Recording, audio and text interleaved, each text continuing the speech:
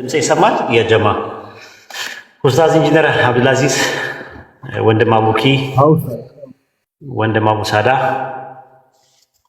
እሰማለሁ። ትሰማለህ ኡስታዝ? ሰላም አለይኩም ወራህመቱላሂ ወበረካቱ። ሰላም ወራህመቱላሂ ወበረካቱ። የት ሄደው ነው? ሌላ ፕሮግራም አለ ምናምን አሉ። አይ ቲንክ ቋሚ ፕሮግራም ነበር የኛው። ሌላ የከፈተ የለም፣ ሌላ ሰው የከፈተ የለም። ኢብራሂም ጋር ፕሮግራም አለ ብለውናልና አያውቅም መሰለኝ፣ ወይም ማለት ወይ ረስቶት ሊሆን ይችላል። ኢብራሂም ዘግቷል ኡስታዝ። ኦኬ በቃ ከዘጋ ነው የቆየሁትም። ለዛ እኮ ነው ኔትወርኩም በጣም ሲያስቸግር ነበረ። ኢንሻአላህ አብዱልከሪም አይመጣም እንደ አቡኪ? አይ ይመጣል ኢንሻአላህ። እንትን ላድርግለት፣ አሁን ልንገረው። ምናልባት አይቶ እንትን ስላልክበት ይሆናል። እንትን ልበለው። አዎ ነግረዋል አይደል? አዎ ኡስታዝ። እሺ በቃ እሺ። እስከዛ ድረስ ታቡን 1 ሚሊዮን ማቴዎስ ወንጌል ምዕራፍ 28 ቁጥር 29 ላይ 19 ላይ ያለው ሴንትራል ፖይንት ነው ለክርስቲያኖች። ስላሴን በጣም የሚወዷት ጥቅስ፣ ከሁሉም በጣም የተወደደች ጥቅስ ናት። ሪሊ ግን ያቺ ጥቅስ ስለምንድን ነው የምታወራው የሚለውን ተረጋግተን የምናይበት ነው ማለት ነው ኢንሻአላህ። ሁላችሁም ብትከታተሉ፣ ሁላችንም መከታተል አለብን። በጣም ሰፋ ያለ ዳሳ እናደርጋለን። ማቴዎስ 28:19 ላይ ብዙ ጊዜ እንግዲህ የትኛውም ክርስቲያን እንጃ ኒርሊ 95% ስለ ስላሴ የሆነ ሰው ካወራ በቃችን ጥቅስ ማውራቱ አይቀርም። ምናልባት ምዕራፍና ቁጥሩን ሊያነሳ ይችላል እንጂ ሐሳቡን ያነሳታል እቺን ነገር ማቴዎስ 28:19 እና ሁላችሁም ሰፋ ብታዳምጡ ክርስቲያን ወገኖች ደግሞ አዎ እኔ ስንት ክርስቲያን ወገን በውስጡ እያለ ነው እና እናነሳታለና ጥያቄ ያላችሁና እዚህ ላይ እና ምን ልትሉን ነው የሚል ሰው ይኖራል። ምንም ልንላችሁ አይደለም። ይሄ ጥቅስ ሰፋ ያለ ዳሳ ይሰጥና ኖ ተሳስታችኋል ምትሉ ከሆነ ደግሞ የራሱ የሆነ ታይም ይኖረዋል። ተገቡና ይሄው እዚህ ላይ ተሳስታችኋል ብላችሁ መሞገት ትችላላችሁ። እኛ አፍነናችሁ አይደለም የምናወራው፣ በሴክሽን ይኖራል ሰዓት ስለሚኖረው እዛ ላይ ገብታችሁ ታወራላችሁ። እና ደግሞ ያው ስትገቡ ደግሞ ለመሞገት እንግዲህ ያልተነሳ ሐሳብ የማይመለከት ሐሳብ እንዳታነሱ፣ እንዲህ ብለህ ነበር እንደዚህ ተብሎ ነበር እንዳትሉ የተባለው ነገር ማድመጡ ደግሞ እጅግ ጥሩ ነው። ጋይስ ታብታብ አድርጉ። 1 ሚሊዮን ይግባና እንጀምር። 1 ሚሊዮን ታብታብ። ሰፋ ያለ ፕሮግራም ነው። በጣም ያሳዝናል። ያለፋችሁ ካላችሁ በጣም የነቢያት መንገድ ላይ ሄዳችሁ እያንዳንዱ ማየት ትችላላችሁ። አሁን ስላሴ መጽሐፍ ቅዱሳዊ ነው ብለን ጀምርና እንዴት ታዲያ ክርስቲያኖች እኮ ያው እንግዲህ ብዙ ክርስቲያን ወገኖች ወይ የሆነ ቤተ ክርስቲያን ላይ ወይ የሆነ ቦታ ላይ ምናምን ስላሴን ያሳያል ተብሎ የሚነገራቸው ትምህርቶች ይኖራሉና እነዛ ነገሮች የምርም ስላሴን ያሳያል ወይ የሚለውን እነሱ የሚያነሷቸውን ጥቅሶች እያነሳን እየዳሰስን አንዳንድ ባይዘው አንዳንድ ጥቅስ አንዳንድ ቨርስ እያነሳን ሰፋ ያለ ዳሰሳ እያደረገን እንገኛለን።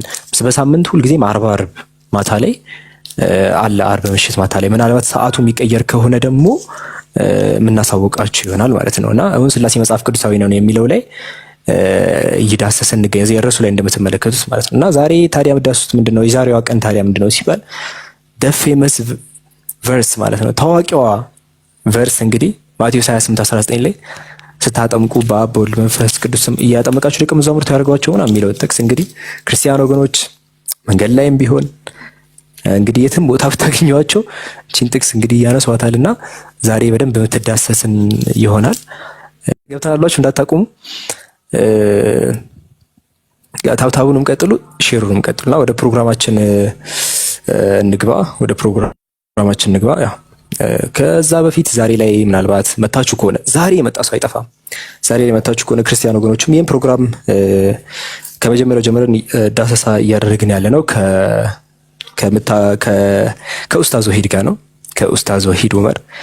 ኡስታዝ ወሂድ ዑመርም ታዲያ ማን ነው እንዴ መላችሁ የምትሉ ከሆነ ኡስታዝ ወሂድ ማለት በጥቂቱ ኡስታዝ ወሂድ ማለት በእስልምናና በክርስትና በተለያዩ እምነቶች ያለውን አንድነት ልዩነት ሰፋ አድርጎ የሚዳስስ ሂስቶሪካል ያለውን ነገር አውድ ተዛማጅ ሙግቶችን ተዛማጅ ጥቅሶችን እያመጣ እዛው መጽሐፉ ላይ ሂስቶሪካሊ ደግሞ የተለያዩ የእምነቱ አባቶች የሚያነሱትን ቋንቋዎችን በመጠቀም የተለያዩ የተጻፉበት መሰረታዊ ቋንቋዎችን በመጠቀም የሚሞግት ትልቅ ኡስታዝ ነው እና የተለያዩ መጽሐፍቶችን አበርክቷል። እዚህ ኮምፓራቲቭ ላይ ባይዘው የማታውቁ ከሆነ ማለት ነው። ፎር ኢንስታንስ የቁርአን ዳራ የሚል መጽሐፍ አለ። የቁርአን ዳራ ላይ እዚህ ላይ ይሄ መጽሐፍ ላይ በጣም ሰፋ አድርጎ ቁርአን ታሪካዊ ዳራ ምን ይመስላል የሚለው ነገር የተዳሰሰበት ነው።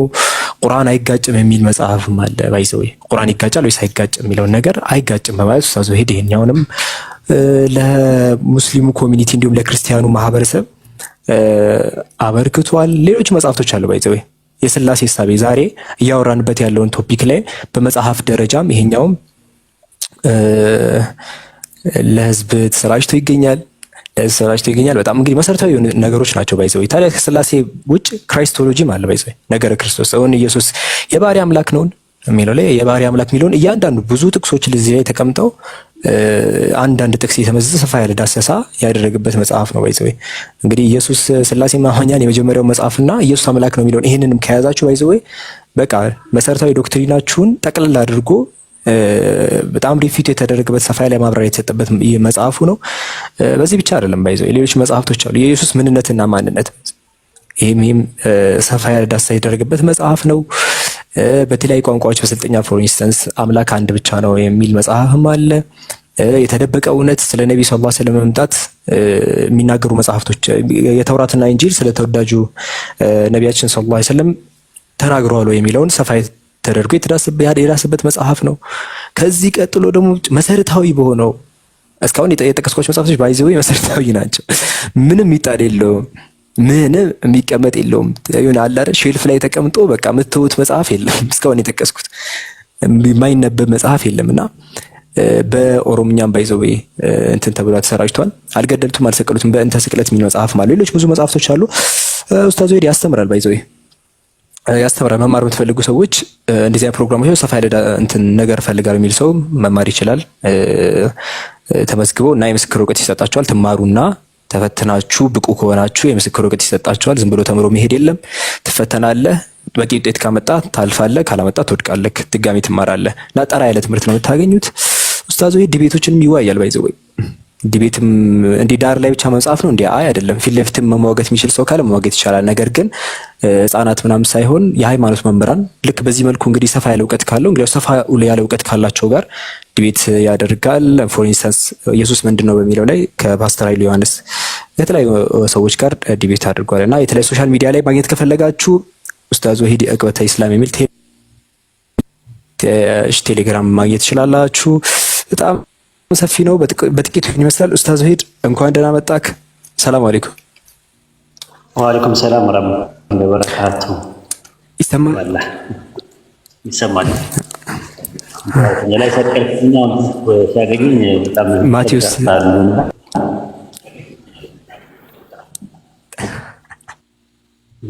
ሰቅለ ይተከራሉ በማለት አንዲ በመረጃ ነው ስክሪን ከፍቼ ነው ያሳየሁት።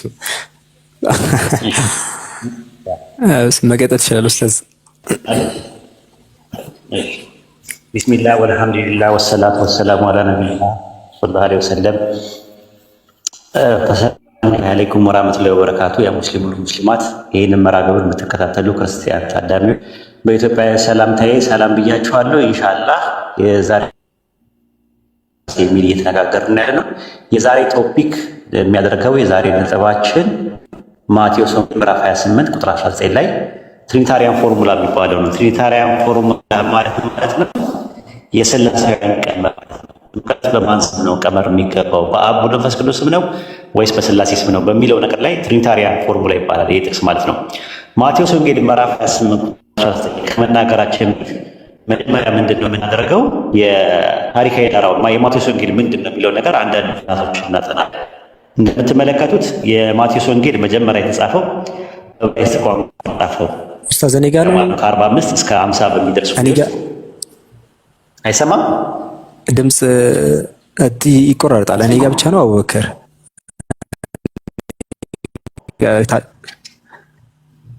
ትንሽ ይቆራረጣል። ቪዲዮ አጥፋ አብዱልከሪም።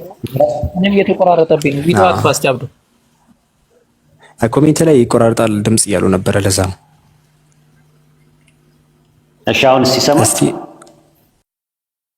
አሁን ሲሰማ እስቲ ከዛ ኦኬ። የማቴዎስ ወንጌል የተጻፈው የመጀመሪያው ማቴዎስ ለዕብራውያን ሰዎች የጻፈው ደብዳቤ ነው። በዕብራይስጥ ቋንቋ ነው መጀመሪያ የጻፈው። ከ45 እስከ 50 በሚደርስ ጊዜ ውስጥ መጀመሪያ የተጻፈ መጽሐፍ ነው ተብሎ ነው የሚታመነው። ለምሳሌ ኤጲፋኒዎስ ቆጵሮስ የሚባለው ከ310 እስከ 403 ይኖር የነበረው ምንድን ነው የሚለው በፓላሪዮን ኦፍ ኤጲፋኒዎስ ሳልሚስ የሚባል መጽሐፍ አለው። መጽሐፍ 1 ፔጅ 130 ላይ ምዕራፍ 9 ቁጥር ከ3 እስከ 4 ድረስ ስንመለከተው ምን ይላል? ኢየሱስ መሲህ ነው ብለው ይሰብካሉ አለ ናዝራውያን አይሁዳውያን ከሆኑትና ኢየሱስ ካልተቀበሉት በመጠኑ ይቃረናሉ። የማቴዎስን ወንጌል ሙሉ ለሙሉ በዕብራይስጥ አላቸው። ተመልከቱ፣ በመጀመሪያ በዕብራይስጥ ፊደላት እንደተጻፈ ሁሉ አሁን ያቆዩልን እንደሆነ ግልጽ ነውና ናዝራውያን የሚባሉ የክርስቶስ ኢየሱስ ተከታዮች በዕብራይስጥ የተጻፈውን የማቴዎስን የመጀመሪያው አላቸው ብሎ ነው ያስቀመጠው። እንደውም እንትና ዩርማሲስ በውጭ ዓለም ጄሮ የሚባለው ራሱ ሲናገር ምንድን ነው ያለው? በአንድ ቦታ ላይ ኮሜንተሪው ማቴዎስ ወንጌል ምዕራፍ 23 ቁጥር 37 ላይ ያለውን ኮሜንት በሚያደርግበት ሰዓት ላይ ምንድን ነው ያለው? እሱ ጋር ናዝራውያን በሚጠቀሙበት ወንጌል ውስጥ የበራኪው ልጅ ምትክ የዮዳይ ልጅ ተብሎ ተጽፏል ብሎ ያስቀምጣል። የራሳቸው አላቸው ራሱ ማለት ነው። ፓፒያስ እንደምትመለከቱት 5 መጽሐፎች ጽፎ ነበረ። የቸርች ሂስትሪ አውሳቢዮስ የቂሳርያው እንደተናገረው መጽሐፍ 3 እና ቻፕተር 39 ቁጥር 1 ላይ ሲናገር ምንድን ነው ያለው? 5 የፓፒያስ መጽሐፍቶች አሉ፣ የጌታ ንግግር መግለጫዎች የሚደረስ ያለው ነው አለ። ቀጠልና ቁጥር 7 ላይ ምን አለ? አሁን የምናገረው ፓፒያስ የሐዋርያት ንግግርን የተቀበለው ከተከታዮቻቸው እንደተቀበለ አምነዋል የሚለው። ስለዚህ ይሄን የተቀበለው ፓፒያስ የሚባል ሰው ነው የተጠቀመው። ፓፒያስ ሲናገር ምን አለ? የዛው ቸርች ሂስትሪ ላይ የቂሳርያው አውሳቢዮስ ሲናገር መጽሐፍ 3 ምዕራፍ 39 ቁጥር 16 ላይ ምንድን ነው ያለው? እንግዲህ ማቴዎስ ቃላቶቹ በዕብራይስጥ ቋንቋ ተጻፈ አለ። እያንዳንዱ እንደ አቅሙ ከተረጎመ ይህም ጸሐፊው ከመጀመሪያው ከዮሐንስ መልእክትና ከጴጥሮስ ተጠቅሟል። እርሱ ሌላውም በዕብራይስጥ ወንጌል ውስጥ በጌታ ፊት በብዙ ኃጢአት የተከሰች ሴት ተናገረ በማለት መጀመሪያ ማቴዎስ ወንጌል የሚባለው እንደነበረ ተናግሯል ማለት ነው። በዛ በማቴዎስ ወንጌል ላይ በመጀመሪያ በተጻፈው መጽሐፍ ላይ እንዲህ የሚል ቃል አለ። የሚል ቸርች ሂስትሪ መጽሐፍ 3 ምዕራፍ 5 ቁጥር 2 ላይ እንደዚህ ይላል። እንግዲህ ሂዱና አሕዛብን ሁሉ በስሜ ደቀ መዛሙርት አድርጉ፣ ያዘዝኳቸውን ሁሉ እንዲጠብቁ አስተምሯቸው የሚል ነው። እርሱ ለእነርሱ እንዲህ አላቸው፣ አሕዛብን ሁሉ በስሜ ደቀ መዛሙርት አድርጉ ይላል። ተመልከቱ፣ ማቴዎስ 28:19 ላይ ያለው የሚረብሽ ነገር አለ። ባትረብሹም ደስ ይለኛል። ማቴዎስ ወንጌል ምዕራፍ 28 ቁጥር 19 ላይ ያለው እንግዲህ ሂዱና አሕዛብን ሁሉ በአብ በወልድ በመንፈስ ቅዱስ ስም አጥምቁ የሚል ሳይሆን ያለው እንግዲህ ሂዱና አሕዛብን ሁሉ በስሜ ደቀ መዛሙርት አድርጉ፣ ያዘዝኳችሁን ሁሉ እንዲጠብቁ አስተምሯቸው የሚል ነው። እርሱ ለእነርሱ እንዲህ አላቸው፣ አሕዛብን ሁሉ በስሜ ደቀ መዛሙርቱ አድርጓቸዋል። የቂሳርያው አውሳቢዮስ አሁንም መጽሐፍ 3 ምዕራፍ 7 ቁጥር 136 ላይ ምንድን ነው የሚለው? ይቅርታ የዘ ፕሩፍ ኦፍ ጎስፔል በሚለው መጽሐፉ ላይ እርሱም ለደቀ መዛሙርቱ እንዲህ አላቸው፣ እንግዲህ ሂዱና አሕዛብን ሁሉ በስሜ ደቀ መዛሙርት አድርጓቸዋል። በአብ በወልድ መንፈስ ቅዱስም አጥምቆ የሚል የለው የመጀመሪያው። እንደገና አሁንም ዘ ፕሩፍ ኦፍ ጎስፔል የሚል መጽሐፍ 3 ምዕራፍ 7 ቁጥር 138 ፔጅ 159 ላይ በተመለከቱት እርሱም ለእነርሱ እንዲህ አላቸው፣ አሕዛብን ሁሉ በስሜ ደቀ መዛሙርት አድርጉ ነው የሚለው። አሁንም ዘ ፕሩፍ ኦፍ ጎስፔል በሚለው መጽሐፉ የቂሳርያው አውሳቢዮስ የታሪክ ጸሐፊ ሲናገር ከአንድ ቃልና ከአንድ ድምፅ ለደቀ መዛሙርቱ እንዲህ አላቸው፣ እንግዲህ ሂዱና አሕዛብን ሁሉ በስሜ ደቀ መዛሙርት አድርጉ፣ ያዘዝኳችሁን ሁሉ እንዲጠብቁ አስተምሯቸዋል። ስለዚህ የማቴዎስ ወንጌል መጀመሪያ የተጻፈው የዕብራይስጥ ቋንቋ ላይ የተቀመጠው ምን የሚል ነው? ሂዱና አሕዛብን ሁሉ በአብ በወልድ በመንፈስ ቅዱስ አጥምቁ ሳይሆን ሂዱና አሕዛብን በስሜ ደቀ መዛሙርት አድርጉ የሚል ያለው። ታዲያ በአብ በወልድ መንፈስ ቅዱስ የሚለው መቼ መጣ ስንል የማቴዎስን ወንጌል በማቴዎስ ዳቦ ስር የማርቆስን ወንጌል ሶርስ አድርጎ በግሪክ ኮይን ያዘጋጀው ሰው ላይ ሂዱና አሕዛብ ሁሉ በአብ በወልድ በመንፈስ ቅዱስ የሚለው ያለ ማለት ነው። መደበኛ መድብለ እውቀት ገጽ 4 ገጽ 2637 ላይ ምን ይላል? ማቴዎስ ሁኔታ በቀኖናዊ የሆነ ነው። ለዚህ ነው ዓለም አቀፈቷ ከቀደምት የክርስቲያን ታሪክ እውነታው ጋር የሚቃረን የሥላሴ ባድ ነው። ትሪታሪያን ፎርሙላ የሚባለው በአብ በወልድ በመንፈስ ቅዱስ አጥምቆ ለኢየሱስ እግር ተቀመጠው ብለውቀት ኢንሳይክሎፒዲያ ካቶሊክ የሚለው ገጽ 263 ላይ እንደዛ ይላል። የጥምቀት በኢየሱስ ስም ከሚለው ወደ በአብ በወልድ መንፈስ ቅዱስም ወደሚለው በዓለም አቀፍ ቤተክርስቲያን በሁለተኛው ክፍለ ዘመን ተለውጧል። ከዛ በፊት በአጠቃላይ በኢየሱስ ስም ብለው አድርጓችሁ ስላለ ማለት ነው።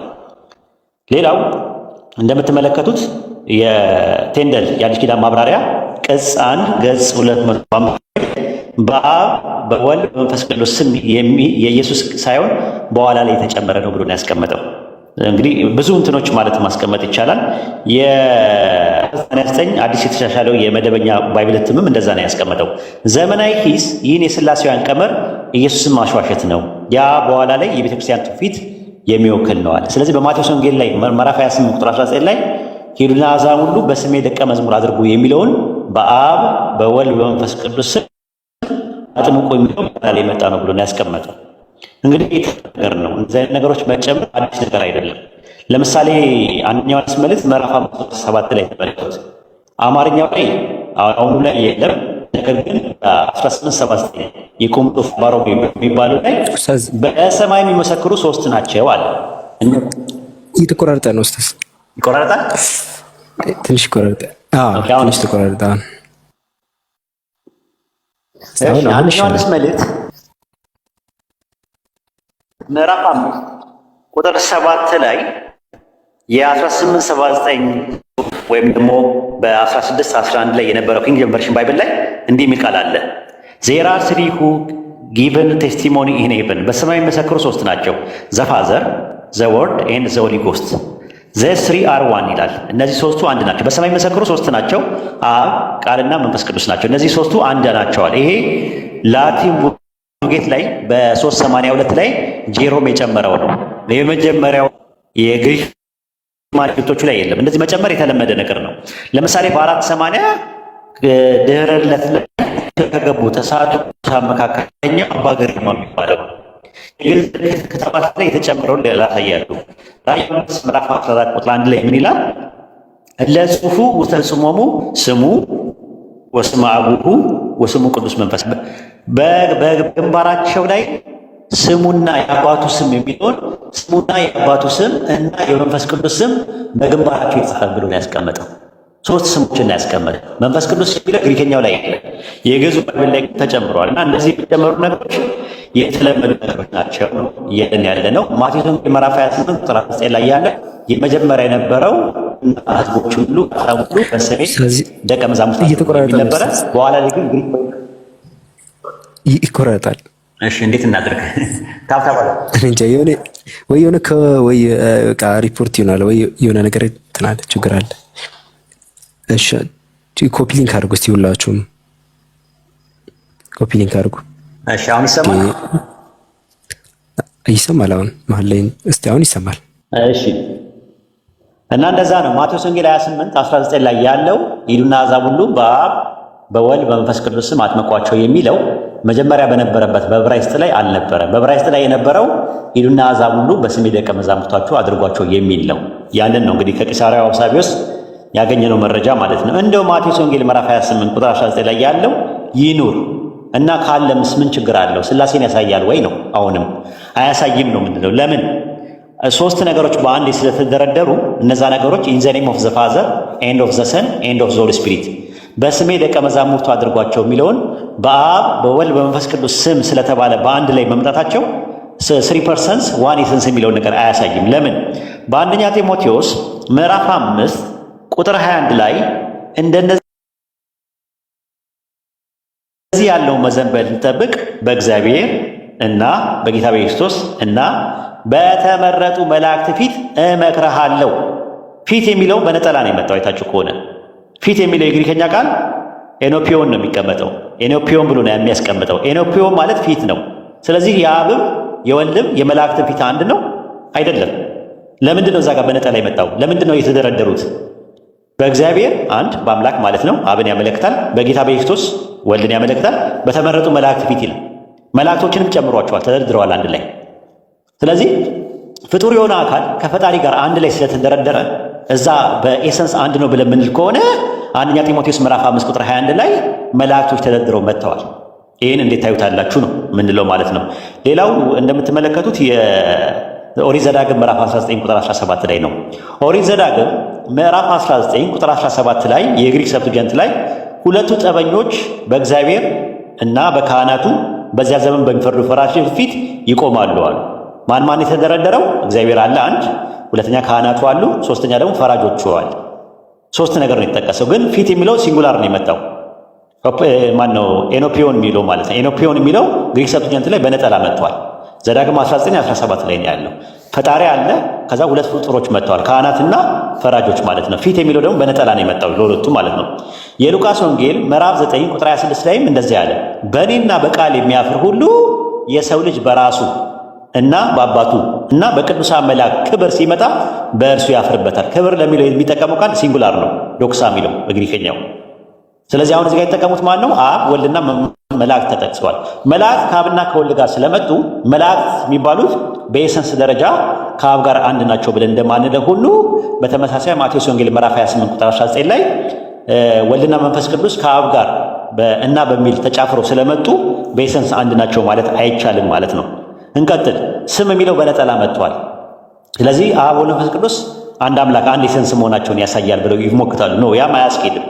ኦሪት ዘጸአት ምዕራፍ 23 ቁጥር 13 ላይ የሌሎችን አማልክት ስም አትጥሩዋል። እንግዲህ አማልክት ማለት የተለያየ አማልክት፣ የፀሐይ አምላክ፣ የጨረቃ አምላክ ምናምን የተለያየ አምላክ አለ። ግን የሌሎቹን አማልክት ስሞች አይደለም የሚለው ስም፣ የሌሎቹን አማልክት ስም አትጥሩ። ሜክ ኖ ሜንሽን ኦፍ ዘኔም ኦፍ አዘር ጋድስ ነው የሚለው። ዘኔም ነው የሚለው። ዘኔም ሳይልም ራሱ በነጠላ ነው የመጣው። ግን አማልክቶቹ አንድ ኤሰንስ ናቸው ማለት አይደለም። መጽሐፈ ኢያሱ ምዕራፍ 23 ቁጥር 7 ላይም እንደዛ ነው። የአማልክቶቻቸውን ስም አትጥሩ። የአማልክቶቻቸውን አማልክት ብሎ ከዛ በኋላ ሲንጉላር ፐርሰን አይታሰብም። ሲንጉላር ኤሰንስ የሚባል ነገር አይታሰብም። አማልክቶቻቸው ስም ነው የሚለው ራሱ። ናይዘር ሜክ ሜንሽን ኦፍ ዘኔም ኦፍ ዜር ጋድስ ነው የሚለው። ዘኔምስ አይደለም የሚለው። ኦሪት ዘዳግም ምዕራፍ 18 ቁጥር 20 ላይም እንደዛ ነው። በሌላ አማልክት ስም የሚናገር ነቢይ እርሱ ይገደል። አያችሁት? ዘኔም ኦፍ አዘር ጋድስ ነው የሚለው። በሌላ አማልክት ስሞች አይደለም የሚለው፣ ስም በነጠላ። ስለዚህ ማቴዎስ ወንጌል ምዕራፍ 28 ቁጥር 19 ላይ ኢን ዘ ኔም ኦፍ ዘ ፋዘር ኤንድ ኦፍ ዘ ሰን ኤንድ ኦፍ ዘ ሆሊ ስፒሪት ስለተባለ ኢን ዘ ኔም የምትለዋ በሲንጉላሪ ስለመጣች፣ ኑማ የምትለዋ ቃል ስለመጣች ያ ማለት የኤሰንስን አንድነት አያሳይም ማለት ነው። ይህን ይመስላል ራሱ ማለት ነው። ሌላው የምንመለከተው ከዚህ ጋር ተያይዞ ሁለተኛ ቆሮንቶስ ምዕራፍ 13 ቁጥር 14 ላይ ያለው ጥቅስ ነው። ሁለተኛ ቆሮንቶስ ምዕራፍ 13 ቁጥር 14 ላይ ያለው ጭራሹኑ ሥላሴን የማያሳይ ጥቅስ ነው። ምን የሚል ነው? የጌታ ኢየሱስ ጸጋ፣ የእግዚአብሔር ፍቅር፣ የመንፈስ ቅዱስ ኅብረት ከሁላችሁ ጋር ይሆናል። እዚህ ጋር የተጠቀሱት ማን ናቸው? እግዚአብሔር ተጠቅሷል፣ ኢየሱስ ክርስቶስ ተጠቅሷል፣ መንፈስ ቅዱስ ተጠቅሷል። ነገር ግን ምንድን ነው ፖይንቱ ስንል እግዚአብሔር የሚለው ማንን ነው ጥያቄው። አብን ነው ካሉ እግዚአብሔር ስንት ነው? አንድ። ጥሩ። ሌላ እግዚአብሔር አለ? ከአንድ እግዚአብሔር ውጪ የለም። በቃ ስለዚህ አንድ እግዚአብሔር አለ፣ ወልድና መንፈስ ቅዱስ የሚባሉ ነገሮች አለ ነው። እኛ የምንለው ምንድን ነው? ሶስቱ አካላት አንድ እግዚአብሔር ናቸው የሚል ባይብል ላይ የለም ነው። ቀላል ጥያቄ ብትጠይቋቸው የእግዚአብሔር ልጅ ማን ነው ስትሏቸው ኢየሱስ ይሏቸዋል። የእግዚአብሔር አባት ማን ነው ብሎ ብትሏቸው እንደ እግዚአብሔር አባት አለው እንደ ይሏቸዋል። ኢየሱስ እግዚአብሔር አይደል እንዴ? ለምን የእግዚአብሔር አባት የሚል ባይብል ላይ ለምንድን ነው ያልተቀመጠው?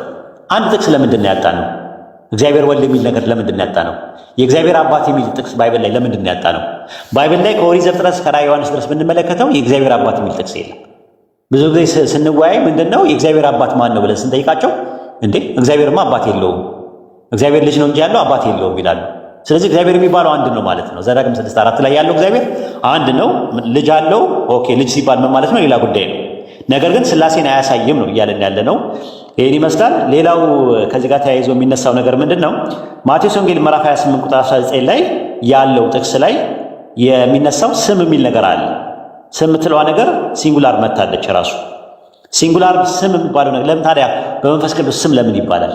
በኢየሱስ ስም ለምን ይባላል? በወልድ ስም ለምን ይባላል ብሎ ከጠየቀ ይህ የተለመደ ነገር ነው በባይብል ውስጥ ማለት ነው። ለምሳሌ መጽሐፈ አስቴር ምዕራፍ 2 ቁጥር 22 ላይ ነገሩን ለመርዶክዮስ ተገለጠ፣ እርሱም ለንግሥቲቱ ለአስቴር ነገራት፣ አስቴርም በመርዶክዮስ ስም ለንጉሥ ነገረችዋል። ምን ማለት ነው? መርዶክዮስ በኤሰንስ የተለየ ነገር መሆኑን ያሳያል እንዴ? አያሳይም። በመርዶክዮስ ስም ማለት በመርዶክዮስ ትእዛዝ እሱ ኦቶሪቲ ባደረገው በነገራት መሰረት ለንጉሱ ነገረችው ማለት እንጂ በመርዶክዮስ ስም ለንጉሱ ነገረችው ማለት መርዶክዮስ ስም ስለተባለ ዲቪኒቲን አያሳይም። አንደኛ ነገሥት ምዕራፍ 25 አንደኛ ሳሙኤል ምዕራፍ 25 ቁጥር 9 ላይ የዳዊት ጎልማሶች መጡ፣ ይህን ቃል ሁሉ በዳዊት ስም ለናባል ነግረው ዝም አሉ ይላል። በማን ስም? በዳዊት ስም። ያ ማለት በዳዊት ስም ማለት ዳዊት ባዘዛቸው መሰረት ማለት እንጂ ሌላ ማለት አይደለም። ስም የሚለው ኦቶሪቲን ነው የሚያሳየው። ማቴዎስ ወንጌል ምዕራፍ 10 ቁጥር 42 ላይ ማንም ከነዚህ ከተናናሾቹ አንዱ ቀዝቃዛ ውሃ በደቀ መዛሙርት ስም የሚያጠጣ፣ በደቀ መዛሙርት ስም ማለት በጴጥሮስ ስም የሚያጠጣ ማለት ነው። ዛት ሚንስ በጴጥሮስ ስም የሚያማጠጣ ማለት ጴጥሮስን እንደ ጴጥሮስነቱ ተቀብሎ ጴጥሮስን የሚያስተናግድ ማለት እንጂ በጴጥሮስ ስም ሲባል የሆነ የጴጥሮስ ስም ማለት ዲቪኒቲን የሚያመለክት አይደለም። ለዛ ነው ማቴዎስ ወንጌል ምዕራፍ 9 ቁጥር 40 ላይ ማርቆስ ወንጌል ላይ ማለት ነው ምዕራፍ 9 ቁጥር 41 ላይ ስንመለከተው የክርስቶስ ስም ስለሆናችሁ በስሜ ጽዋ የሚያጠጣችሁ ዋጋችሁ አይጠፋም ማለት። ተመልከቱ፣ በስሜ ጽዋ የሚያጠጣ አለ። ቅድም ምን አለ? ደቀ መዛሙርት ስም አለ። ደቀ መዛሙርቱ ምንድን ናቸው? ጻድቃን ናቸው። ኢየሱስ ምንድን ነው? ነብይ ነው። ከዛ ማቴዎስ ወንጌል 10:40 ላይ ምን አለ? ነብይን በነብይ ስም የሚቀበል የነብይን ዋጋ ይወስዳል አለ። ጻድቅን ደግሞ በጻድቅ ስም የሚቀበል የጻድቁን ዋጋ ይወስዳል አለ። ኢየሱስ ነብይ ነው፣ ነብይን በነብይ ስም አለ። ጻድቅን በጻድቅም ስም አለ። በደቀ መዛሙርት ስም ቀዝቃዛ ውሃ ያጠጣል። ስለዚህ በነብይ ስም፣ በደቀ መዝሙር ስም፣ በዳዊት ስም፣ በመርዶክዮስ ስም የሚል ነገር ካለ ማቴዎስ ወንጌል ምዕራፍ 28 ቁጥር 19 ላይ ሂዱና አሕዛብ ሁሉ በስሜ ደቀ መዛሙርቷቸው አድርጓቸው ቢል በእኔ ኦቶሪቲ እኔ በላኳችሁ መሰረት ማለቱ እንጂ ሌላ ማለቱ አይደለም። ለምን? ማቴዎስ ወንጌል ምዕራፍ 10 ቁጥር 40 ላይ እናንተን የሚቀበል እኔን ይቀበላል፣ እኔን የሚቀበል ደግሞ የላከኝን ይቀበላል በማለት ይነገራል። መንፈስ ቅዱስ ራሱን የቻለ የአምላክ እስትንፋስ ካልሆነ ለምንድን ነው ከወልድና ከመንፈስ ቅዱስ ጋር እና በሚል ኮፕላቲቭ ኮንጃክሽን የተጠቀሙ የሚልም ጥያቄ ይነሳል። ኤፌሶን ምዕራፍ 6 ቁጥር 10 ላይ ማየት እንችላለን። ፐርሰን ያልሆነ ነገር ፐርሰን ከሆነ ጋር ካይ በሚል ኮፕላቲቭ ኮንጃክሽን ኤንድ በሚል ነገር ወይም እና በሚል ተዛርፎ ሊመጣ ይችላል፣ ተጻምሮ ሊመጣ ይችላል። ኤፌሶን ምዕራፍ 6 ቁጥር 10 ላይ በቀረው በጌታና በኃይሉ ችሎት የበረታችሁ ነው አለ። የኃይሉ ችሎት የሚባል የሆነ ፐርሰን ነው? የኃይሉ ችሎት የሚባል የሆነ አካል ላይ ያለው ነገር ነው እንዴ? አይደለም። ኖ። ታዲያ ለምንድን ነው የተባለው ሲባል በቀረው በጌታና በኃይሉ ችሎት የበረታችሁ ይላል። ጌታና የኃይሉ ችሎት የሚባሉ ሁለት አካላት አሉ? አይደለም። እንደዛ አይደለም የሚያመለክተው። ሁለተኛ ተሰሎንቄ ምዕራፍ 1 ቁጥር 10 ላይ ምንድን ነው የሚለው? ከጌታ ፊትና ከኃይሉ ፊት ርቀው በዘላለማዊ ጥፋት ይቀጣሉ አለ። ኤንድ የሚል ነገር አለው እንግሊዝኛው። አማርኛው ደግሞ ምንድነው? ምህ የሚል ነገር አለ። ምህ ማለት ጥገኛ ምህላን ነው።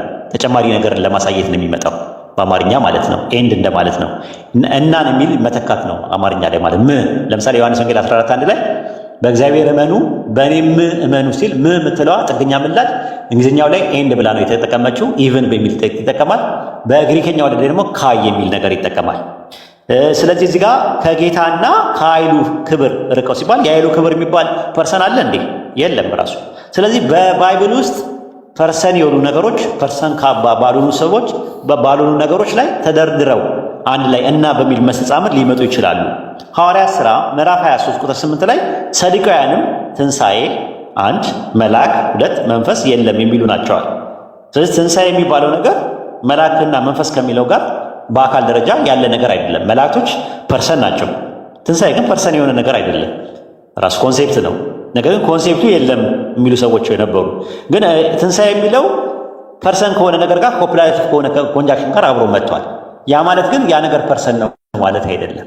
ስለዚህ ማቴዎስ ወንጌል ምዕራፍ 28 ቁጥር 19 ላይ የሥላሴን ትምህርት የሥላሴን ሐሳብ የሚያብራራ አይደለም። የሥላሴ ሐሳብ ምንድን ነው? እግዚአብሔር በስም በአካል በግብር ሶስት ነው። ወይም ደግሞ በሌላ አባባል እግዚአብሔር ሶስት አካላት አሉት፣ በሶስት አካላት ተገለጠ፣ በአብ በወልድ በመንፈስ ቅዱስ ተገለጠ የሚል ማቴዎስ 28:19 ላይ የለም። አብ ወልድ መንፈስ ቅዱስ አንድ ኤሰንስ አንድ ፐርሰን አንድ ኤሰንስ ወይም ደግሞ አንድ ምንነትን ይጋራሉ የሚል ትምህርት ነው።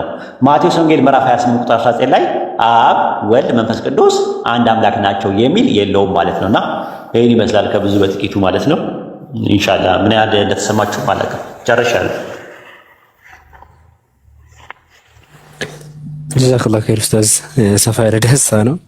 አይተሰምቶናል። አክቹአሊ መጀመሪያ አካባቢ ነበረ የሆነ ሰዓት ላይ እንጂ ከዛ በኋላ ተሰምቷል።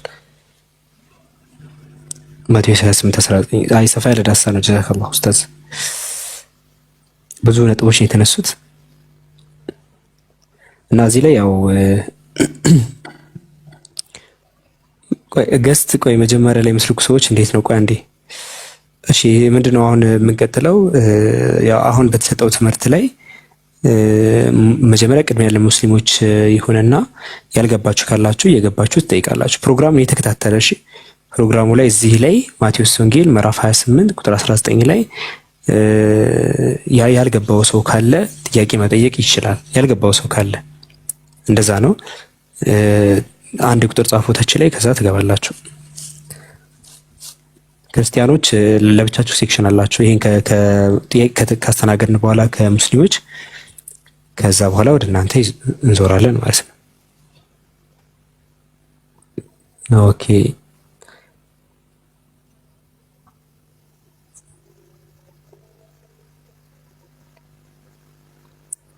ሽሩ ሚል አካውንት ከገባ ወይም ይሰማል።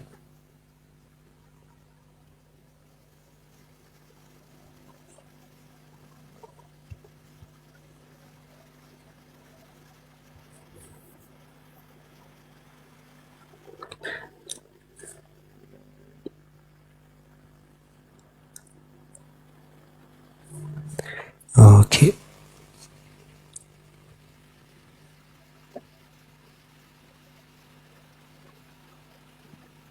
ሙቢ ሚል አካውንት ሙቢ ይሰማል።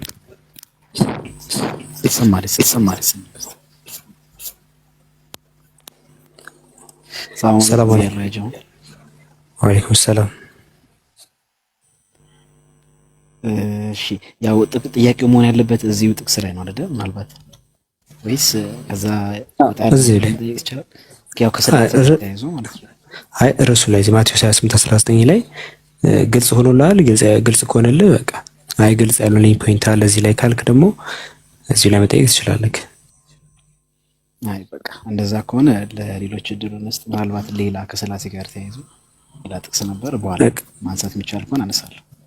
በቃ በኋላ ላይ ገብተህ ማንሳት ትችላለህ። እሺ ማለት ነው።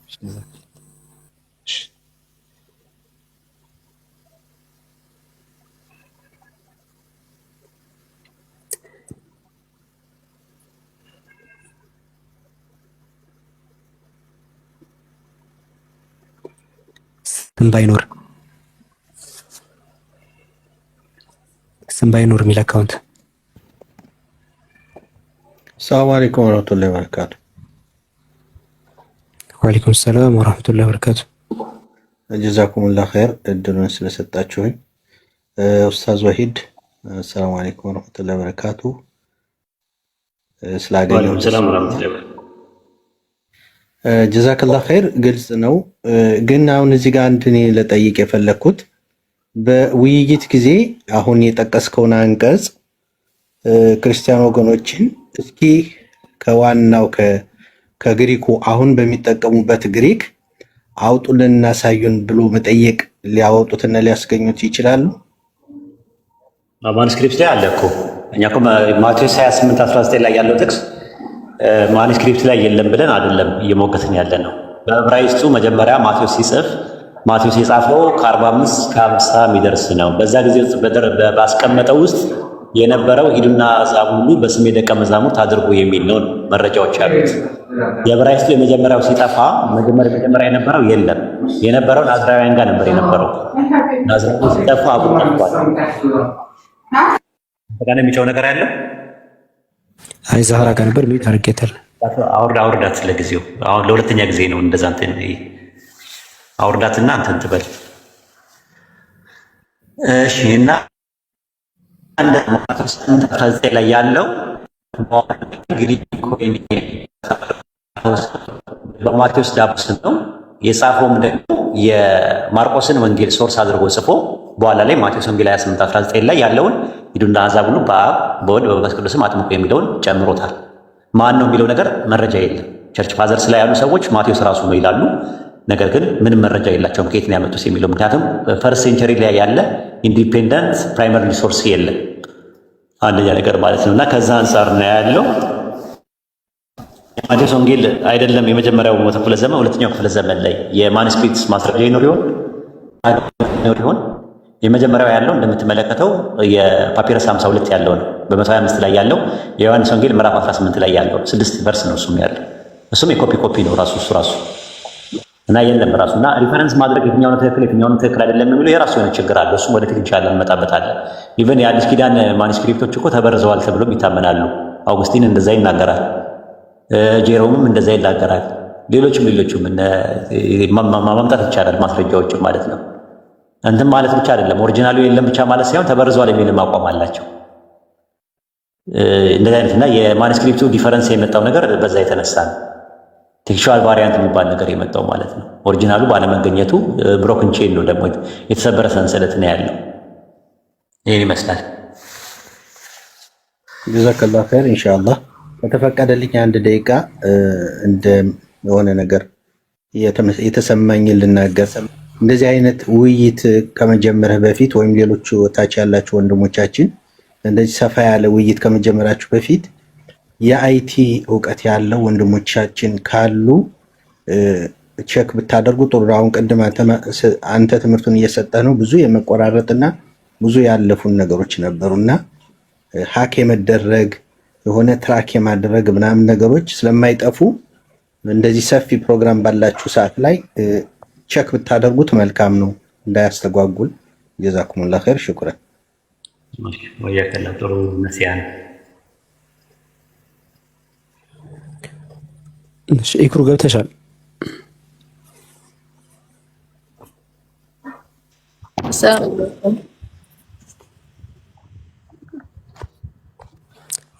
ወአለይኩም ሰላም።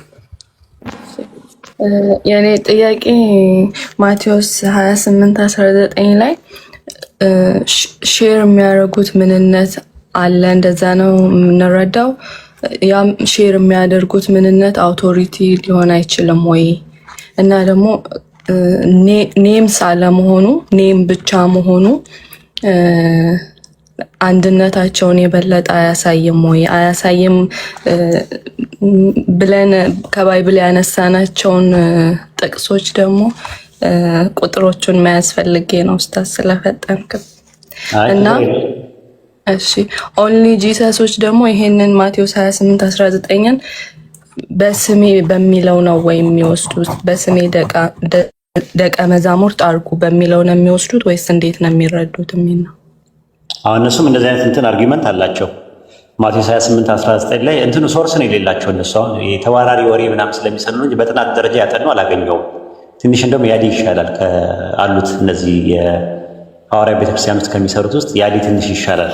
ያው እሱም የኛ ገርፍ ነው እዚህ የመጣ የተማረው ያወቀው ነገር ቢሆንም እሱ ይሻላል፣ ትንሽ ያጠናል ራሱ እንጂ አብዛኛዎቹ ማቴዎስ 28:19 ላይ በስሜ ደቀ መዛሙርት አድርጓቸው የሚለው ሶርስ የቱ ጋር እንዳለ እንኳን አያውቁትም። ይቅርታ አድርግልኝ ከትልቅ ነገር ጋር ማለት ነው። የሐዋርያ ቤተክርስቲያን ውስጥ ኦንሊሰስ ውስጥ ያሉ ማለት ነው። ኤኒዌይ ምንድነው ማቴዎስ ወንጌል ምዕራፍ 28 ቁጥር 19 ላይ ሂዱና አሕዛብ ሁሉ በአብ በወልድ በመንፈስ ቅዱስ ስም አጥምቋቸው የሚለው ወይም ደግሞ ባፕታይዝ ዘም ኢን ዘ ኔም ኦፍ ዘ ፋዘር ኤንድ ኦፍ ዘ ሰን ኤንድ ኦፍ ዘ ሆሊ ስፒሪት የሚለው ስም የሚለው በሲንጉላሪ ከመጣ ኦሪት ዘጸአት ምዕራፍ 23 ቁጥር 13 ያጂ ጥቅስ ኦሪት ዘጸአት ምዕራፍ 23 ቁጥር 13 ላይ የሌሎችን አማልክት ስም አትጥሩ ይላል። እንደምትመለከች አማልክት የተጠረቡ ናቸው። የድንጋይ አለ፣ የእንጨት አለ፣ የፀሐይ አምላክ፣ የጨረቃ አምላክ፣ የኮከብ አምላክ ምናምን እየተባለ የተለያየ በኤሰንስ ደረጃም አንድ አይነት አይደሉም አማልክቶቹ። ነገር ግን የአማልክቶቻቸውን ስም አትጥሩ ነው የሚለው። የአማልክቶቻቸውን ስሞች አይልም፣ በሲንጉላር ነው የመጣው። ታዲያ አማልክቶቻቸው በኤሰንስ አንድ ናቸው ማለት ነው እንዴ? በፐርሰን አንድ ናቸው ማለት ነው እንዴ? ሜታፊዚካሊ ዩኒቲ ያላቸው ማለት ነው እንዴ? በኦንቶሎጂ ደረጃ አንድ ናቸው ማለት ነው እንዴ? አይደለም። ናይዘር ሜክ ሜንሽን ኦፍ ዘ ኔም ኦፍ ዜር ጋድስ ይላል። የአማልክቶቻቸውን ስም አትጥሩ ነው የሚለው። ኦሪት ዘዳግም ምዕራፍ 18 ቁጥር 20 ላይም በሌላ አማልክት ስም የሚናገር ነቢይ እርሱ ይገደላል። በሌላ አማልክት ስም ነው የሚለው በነጠላ። መጽሐፈ ኢያሱ ምዕራፍ 23 ቁጥር 7 ላይ የአማልክቶቻቸውን ስም አትጥሩ፣ ስሞች አይልም፣ ስም በነጠላ ስም ኢን ዘ ኔም ነው የሚለው። ኢን ዘ ኔምስ ኦፍ አይልም። ግራማቲካሊ አይደለም፣ አያስኬድም። በእኔና በባለቤቴ ስም አንድ ስጦታ እሰጣለሁ ለአብዱል ከሪም ብዬ ብናገር እኔና ባለቤቴ አንድ ስም ያለን ማለት አይደለም። ስም ነው ምለው። በእኔና ባለቤቴ ስሞች አልልም። ግራማቲካሊ አያስኬድም ራሱ። እንደዚህ አይነት ኤግዛምፕሎች ማምጣት ይቻላል ራሱ። የአብርሃም የይስሐቅ የያዕቆብ ስም በእናንተ ይጠራ ነው የሚለው። የአብርሃም የይስሐቅ የያዕቆብ ስሞች አይልም። ዘፍጥረት ላይ ኦሪት ዘፍጥረት ምዕራፍ 5 ላይ ማየት ትችላለሽ። ኦሪት ዘፍጥረት ምዕራፍ 5 ላይ በፈጠረበት ቀን ስማቸውን ነው የሚለው፣ ስሞቻቸውን አይልም። ኦሪት ዘፍጥረት ምዕራፍ 5 ላይ ስትመለከችው ምንድነው የሚለው? በፈጠረበት ቀን ስማቸውን ማን ብሎ ጠራ ይላል? አዳም ብሎ ጠራው ይላል። ኦሪት ዘፍጥረት ምዕራፍ 5 ቁጥር 2 ወንድና ሴት አድርጎ ፈጠራቸው፣ ባረካቸው። ስማቸውን ነው የሚለው፣ ስሞቻቸውን አይልም። ስማቸውን ዜር ኔም ሳይልም ሲንጉላር ነው። ግልጽ ነው። አይ ስልጣንን ነው የሚያመለክተው ካሉ ደግሞ ኦኬ ጥሩ። ግን ስልጣን ምን ላይ ነው ያለው? ሜታፊዚካል ነው ወይስ ኦንቶሎጂካል ስልጣን? ለምሳሌ እኔ ስልጣን አለኝ እዚህ ቤት ስልጣን። አሁን አድሚኖች አሉ አይደል? ስንት አድሚኖች አሉ? 10 ብለሽ ኤግዛምፕል ነው። 10ሩ ምን አላቸው? ስልጣን አላቸው። ሌሎቻው ደግሞ ከታች ያለው ደግሞ ምን የላቸውም? ስልጣን የላቸው። ምንድን ነው የሚያሳየው? ሜታፊዚካል ነው ወይስ ኦንቶሎጂካል ነው የሚያሳየው? እንዴት ነው ሜታፊዚካል እና ኦንቶሎጂካል ማለት ነው? ምንነትን ነው ወይስ ማንነትን ነው የሚያሳየው? ምንነትን ከሆነ በምንነት አንለያይም። ታችም ያለው ሰው ነው፣ ላይም ያለው ሰው ነው። ያለያየበት ማንነታችን ነው። ስልጣን ያለው ማንነት አለ፣ ስልጣን የሌለው ማንነት አለ። ስለዚህ ሜታፊዚካል አይደለም ነው ዲፈረንሳችን እንጂ ኦንቶሎጂካል ዲፈረንስ የለንም አይደል? አዎ። ስለዚህ ስልጣን የሚለው ነገር ኦቶሪቲን ነው የሚያመለክተው። ኦቶሪቲ ደግሞ ሜታፊዚካል ነው፣ ኦንቶሎጂካል አይደለም። ግልጽ ነው? አዎ። ያልገባሽን ነገር መጠየቅ ጥሩ ነው። አይሽ እንደዚህ አሁን አንዳንድ ሰዎች ሲጠይቁ ጥሩ ነው። መጠየቅ የመሰለ ነገር የለም። ያልገባችሁ ነገር ሲኖር ቃላትም ቢሆን ምንም ቢሆን ቴዎሎጂካል ተርሞችም ሲኖሩ መጠየቅ፣ ዝም ብላችሁ አትለፉ። ሌላ የምትጠይቂው ነገር አለ? የለም። ጀዛኩም ላስታ ያልገባሽ ነገር አለ? አሁን ባልኩት ነገር ላይ ምንነትና ማንነት በሚለው ነገር ላይ ገብቶኛል። ሼር የሚያደርጉት ምንነትን ነው ሶስቱ ማለት ነው። እንደዛ ማቴዎስ 28:19 ላይ ምንነትን ሼር ያደርጋሉ የሚል በኃይለ ቃል አውጥቶ ማሳየት አይቻልም። ግን አሁን ካስረዳኝ ምሳሌ አንጻር ምንነትን ሼር ካደረጉ እንኳን ኦቶሪቲው ሜታፊዚካል ስለሆነ እሱን ሼር አያደርጉም። እንደዛ ነው። ምንነትን አያሳይም። ኦቶሪቲ ያለው ስልጣን ያለው ኦቶሪቲ ላይ አይደለም። ምክንያቱም ኦቶሪቲ ማለት ኔቸር እና ነርቸር የሚባል ነገር አለ አይደለ? በሜታፊዚክስ ላይ ኔቸር አብሮሽ ያለ ነገር ነው። ከጊዜ በኋላ የሚመጣ ነገር አይደለም። ነርቸር ከሆነ ግን አንቺ የምታዳብሪው ነገር ነው። ለምሳሌ ሜታፊዚካል የሚባለው ነገር አሁን አንድ ነቢይ ከኔ ጋር ልዩነታችን ኦንቶሎጂካል አይደለም። እኔም ሰው ነኝ፣ ያም ነቢይ ሰው ነው። ግን የሚለያየን ምንድነው? ሜታፊዚካል ያለያየን፣ በማንነት እንለያያለን። እሱ ነብይ ነው። ነብይነቱን ደግሞ ያገኘው ደግሞ ከአምላክ ነው ያገኘው። ነብይነቱ የመገኘቱ ጉዳይ ምንድነው? ሜታፊዚካል ዲፈረንስ ነው ያለው ከኛ ጋር። ልክ እንደዛ ኦቶሪቲ ኃይል የሚባለው ነገር በተለየ መልኩ ለአንድ ሰው ተሰጠው። ያ የተሰጠው ስልጣንና ኃይል እዚህ ቤት ነው አድሚን አድርጌ ብሾ ያ አድሚን ያለው ሰው ከታች ካለው ሰው ኦንቶሎጂካል ልዩነት የለውም። ሜታፊዚካል ልዩነት አለ። የማንነት ልዩነት አለ። ስልጣን ያለው ማንነት አለ፣ ስልጣን የሌለው ማንነት አለ። ግልጽ ነው? አዎ ግልጽ ነው። ምንድን ነው አንቺ ምንድን ነሽ ግን? ጥንዛ ነሽ? ድመት ነሽ? ውሻ ነሽ? ምንድን ነሽ? ሰው ነኝ። ምንነትሽ ሰው ነው ማለት ነው። አየሽ፣ ምንነት ማለት ሰው ነው። አንቺ ማን ነሽ ግን? ሙስሊም ነኝ ካልኩኝ ምን አይደለም። አንቺ ማን ነሽ ነው ያልኩት። የጠየኩሽ ማን ነሽ? ኢክራም ከሊት የሚባለው ነገር ደግሞ ማንነት ነው። ማንነትና ምንነት እንደዛ ነው። ማንነት የምንነት ምንድን ነው? መገለጫ ነው። ምንነት ደግሞ የማንነት መሰረት ነው። ድገሚልኝ አንድ ጊዜ። ምንነት የማንነት መገለጫ ነው። ምንነት የማንነት መሰረት ነው። ልብ አድርግ። መሰረት። ኦኬ። አዎ። ማንነት የምንነት ምንድን ነው? መገለጫ። አይደንቲፋይ የምታደርጊው ማለት ነው። አይደንቲቲ ማለት ነው ማንነት። ቅዋሚ ማንነት ማለት ነው። ፐርሰን የምንለው ወይ ፕሮሶፎን በግሪክ ይባላል። በአረብኛ ሸክስ የምንለው ኦኬ።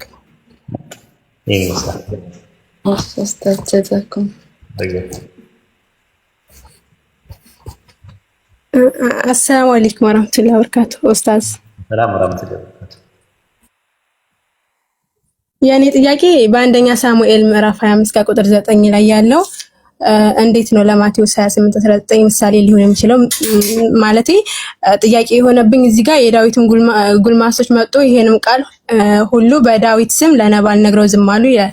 እዚህ ጋር አንድ ማንነት ነው ዳዊት። ስለዚህ እዚህኛው ማቴዎስ 28:19 ላይ ያለው ደግሞ ሶስት ማንነት ነው የጠቀሰው በማንነት ስናየው ስሙ። ስለዚህ እንዴት ነው ከምን አንጻር ነው የሚለው አልገባኝም። ስም የሚለው ምንድነው? ስም ለምሳሌ በአንቺ ስም በትናስ ለቅሶ በአንቺ ስም ብር ብዬ ብልሽ ምን እንደሚያሳየው እኔ ኦቶሪቲ እንደሚያሳየው አይደለ? ኡስታዝ አልሰማሁም፣ ተቆራረጠብኝ። አልሰማም፣ ተቆራረጠ ድምጽ። ተቆራረጠሽ። ባንክ በእኔ ስም ብር አስገቢ ብዬ ብናገር የኔ ስም እኔን አይዴንቲፋይ የሚያደርግ ነገር ነው አይደል? እኔ ስሜ ኔትወርክ አስተካክል ወይ የሚቆራረጠው የማን ነው? የኔ ነው የሚቆራረጠው ወይስ እሱ ነው? ይሰማል። አሁን ያንተ ነው እየሰማኝ። የኔ ነው የሚቆራረጠው ያ ጀማ? አዎ ትንሽ የተቆራረጠ ነው። አሁን አሪፍ ነው መሰለኝ። አሁን መታሃድ ባንክ በእኔ ስም ገንዘብ አስቀምጪ ብዬ ብናገር በእኔ ስም ስልሽ የኔን አይደንቲቲ ነው የሚያሳየው አይደለ? መታወቂያ ላይ ያለውን ስም ነው የምታስቀምጨው አይደለ? መታወቂያ ላይ የተቀመጠው ስም እኔን አይደንቲቲ ነው የሚያሳየው። አይደንቲቲ ካርድ ነው የሚባለው ራሱ ማለት ነው።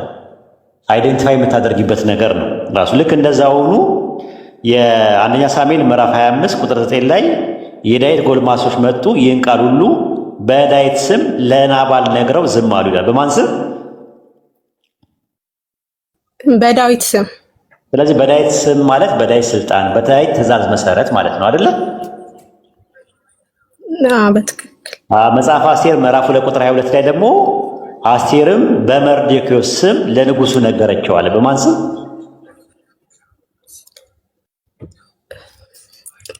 ምን አልከኝ ኡስታዝ?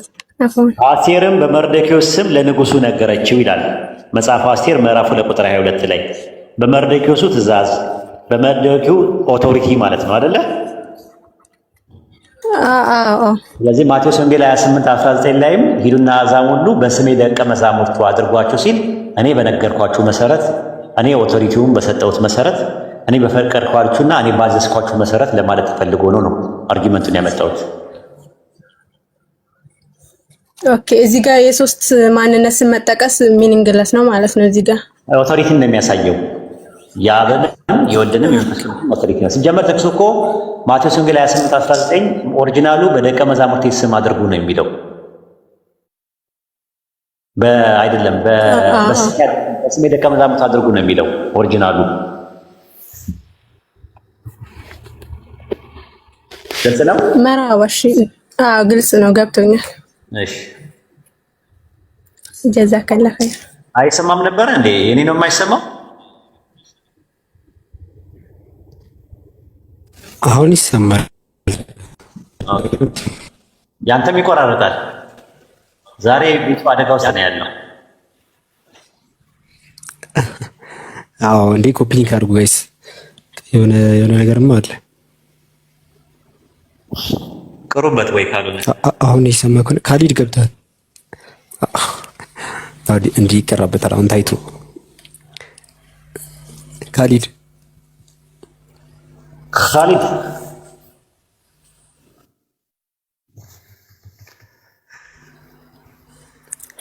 በቃ ምንም ማድረግ አንችልም።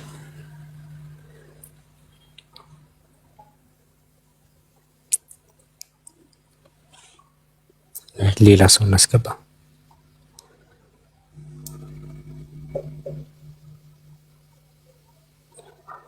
አይ ሎድ እያደረገ አስቸገረኝ።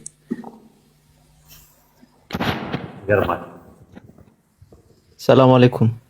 ወአለይኩም አሰላም ወራህመቱላሂ ወበረካቱ። ስሚዞ እንዴት ነህ ኡስታዝ? አለሁ አልሐምዱሊላህ። በጣም አስቸገረን እኮ ስሚዞ። ምን ተሻለ? ጎበዝ ኔትወርክ እንትን ግን እንዳይሆን እቺ ሪፖርት ነገር እንዳትሆን በጣም ኮፕሊንግ አድርጉ ያጀማ። ሪፖርት ነገር እንዳትሆን ብቻ እሷን እንጠንቀቅ። ሪፖርት እንዳትሆን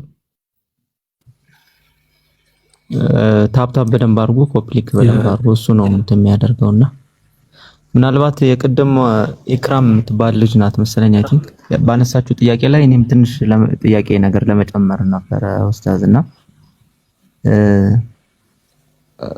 ስለ ማንነትና ስለ ምንነት እያስረዳሃት ስለነበረ ከሱ ጋር ባነሳው ነጥብ ላይ ለምሳሌ እዚህ ጋር እኛ ሰዎች አለን።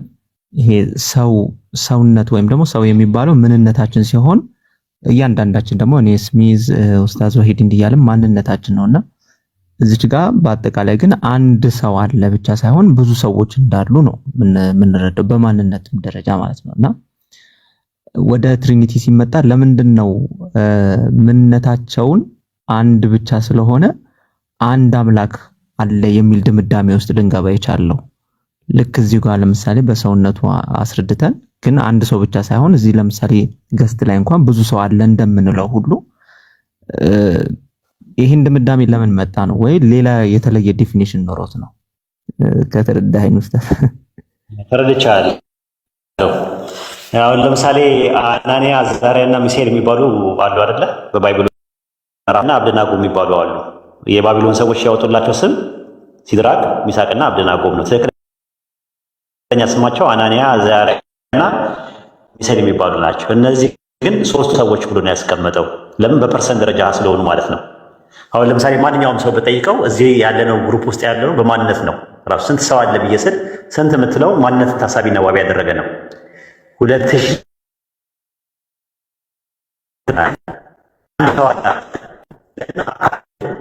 ራሱ ፐርሰን ራሱ ሰው ነው። ራሱ ኤሰንሱ ማለት ነው።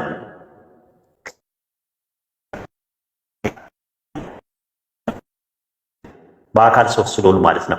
ለዛ ነው የሥላሴ አማንያን ሲያምኑ ትራዩን ጋድ ነው የሚሉት። ትራዩን ጋድ ማለት ምንድነው? አንድም ሶስትም የሆነ አምላክ ተብሎ ነው የሚታመነው። ኦሪት ዘፍጥረት ሜታ ሰማዩን ወየታ አሬስ ይላል። በመጀመሪያ ኤሎሂም ሰማይና ምድርን ፈጠረ ይላል። ኤሎሂም የሚለውን ቃል ብዙ ቁጥር አማልክት ማለት ነው። ሥላሴን ነው የሚያሳየው ይሉናል። ስለ ሥላሴ የራሱ ምንድናቸው ማለት ነው? አማልክት ናቸው ማለት ነው። የሰይፈ ሥላሴ መልካ ሥላሴ ምናምን ላይ ደግሞ ስትመለከት ሶስቱ ጌቶች ይላል። ሶስቱ ጌቶች፣ ሶስቱ ልዑላን፣ ሶስቱ ገዢዎች፣ ሶስቱ ጌቶች ተብለዋል። ኦልሞስት ማለት ነው። ወደ ሃይማኖት አበው ደግሞ አምላካችን ያለመለየት ሶስት ነው አምላካችን ሶስት ነው የሚልም አለ። አንድም ሶስትም ነው ብሎ ነው የሚያምኑት። ራሱ ሲጀመር ፐርሰን ነው እኮ የሚቆጠረው። ፐርሰን ነው የምትቆጥረው። ራሱ ፕሮፐርቲ ሲጀመር አይቆጠርም። ራሱ ቁጥርም ውስጥ አይገባም። ራሱ አንድ ነው ስትል አንድ ነገርና ሶስት ነው ስትል ስለ ኤሰንስ ነው። ስለ ኤሰንስ አሁን እኛ በኤሰንስ ደረጃ አንተም እኔም ሁላችንም ኤሰንሳችን አንድ ነው ሼር የምናደርገው። ግን ኤሰንስ ግን የሚቆጠር አይደለም። ኤሰንስን አስበ በዓለም ላይ አንድ ሰው ብቻ ነው ያለው ብትል ሁሉም ሰው ነው የሚስቅብን ራሱ ማለት ነው። ወይ በካልቾ ይለዋል ወይ በጫማ ጥፊ ይላል። አንድ በሽተኛ ነው ብሎ ስለሚያስብ። ለምን በዓለም ላይ ስንት ሰው አለ? በዓለም ላይ ስንት ሰው አለ? ግን በነገራችን ላይ ታውቃላችሁ? የሚነግረኝ ሰው አለ? በዓለም ላይ ስንት ሰው አለ? በዓለም ላይ ስንት ሰው አለ? ሲጻፉልኝ እስሚዞ ስንት ሰው አለ በዓለም ላይ? 8 ቢሊዮን ምናምን አልገባንም። ለምን 8 ቢሊዮን ይላል? አንድ አይደለም እንደ ኤሰንሱ እኮ አንድ ነው። ሆሞ ሳፒያንስ ነው ኤሰንሱ፣ ምንነቱ። አንተም ሰው ነህ፣ እኔም ሰው ነኝ፣ አብዱም ሰው ነው እየተባለ እኮ አብ አምላክ ነው፣ ወልድ አምላክ ነው። ተመልሶ ደግሞ አይ ነው ይላሉ። አይ ልዩነት እኮ አለው የሰውና የእንትን። ምንድነው ልዩነቱ? ሂፖስታቲስ አለው። ሂፖስታቲስ ማለት ፓርቲኩላር ኤግዛምፕል ኦፍ ኤሰንስ ማለት ነው። ሂፖስታቲስ የሚባለው ነገር አብም ወልድ መንፈስ ቅዱስም አቃኒም ናቸው አይደል? ሶስት ፐርሰኖቹ ሶስት ሂፖስታቲስ ያላቸው ተብሎ የተቀመጠው በቸርች ፋዘርስ ማስረጃዎች ማለት። ስለዚህ ሶስት የሂፖስታቲስ ካላቸው እነዛ ሶስት አካላት እንደዛ ነው የሚሆኑት ማለት ነው። ደግሞ ተመልሰው ደግሞ አሁን ደግሞ የመጣው ነገር አለ ሜታፊዚካሊ የሆኑ ነገሮች የሚባል ነገር መጥቷል። አሁን ለምን ቸርች ፋዘርስ ላይ ሲጠቀሙ የነበሩት ጎርጎሮስ ዘንዚናዞ፣ ጎርጎሮስ ዘኒውሲስ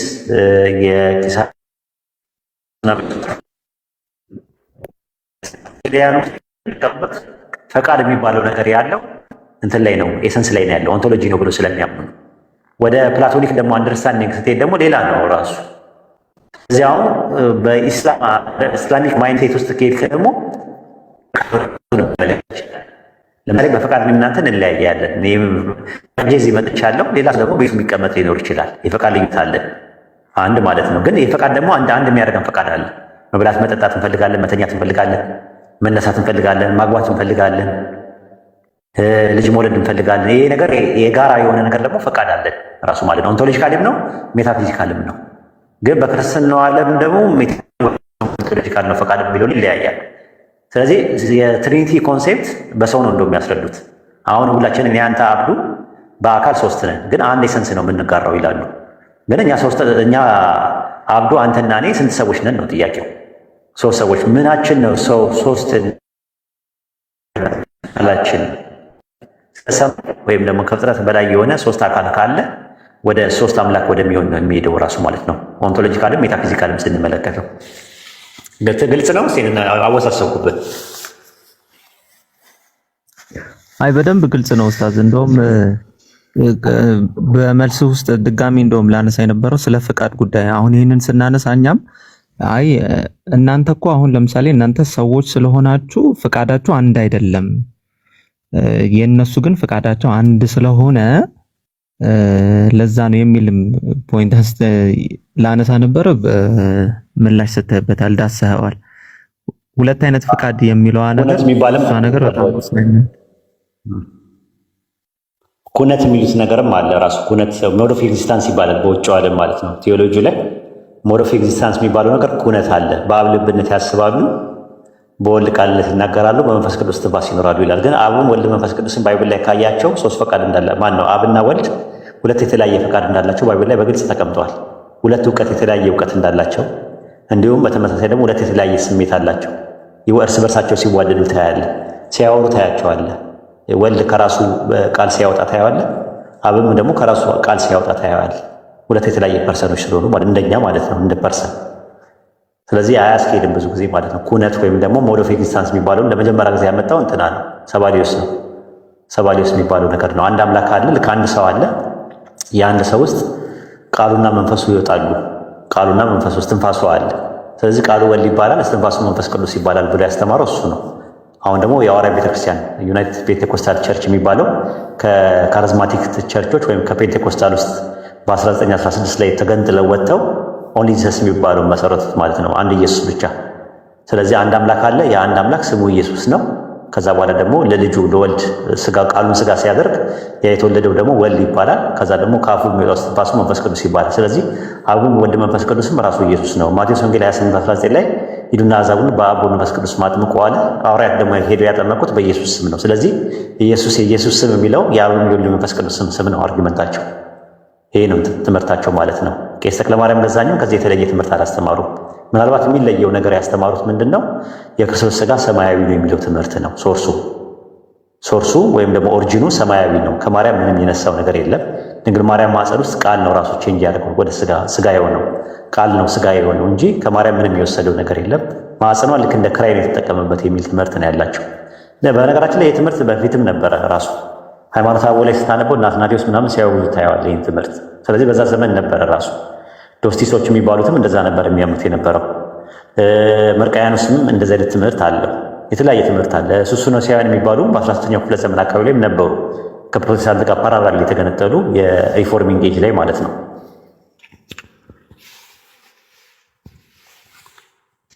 መርሃባ ጀዛከላ ኡስታዝ ሹክራን።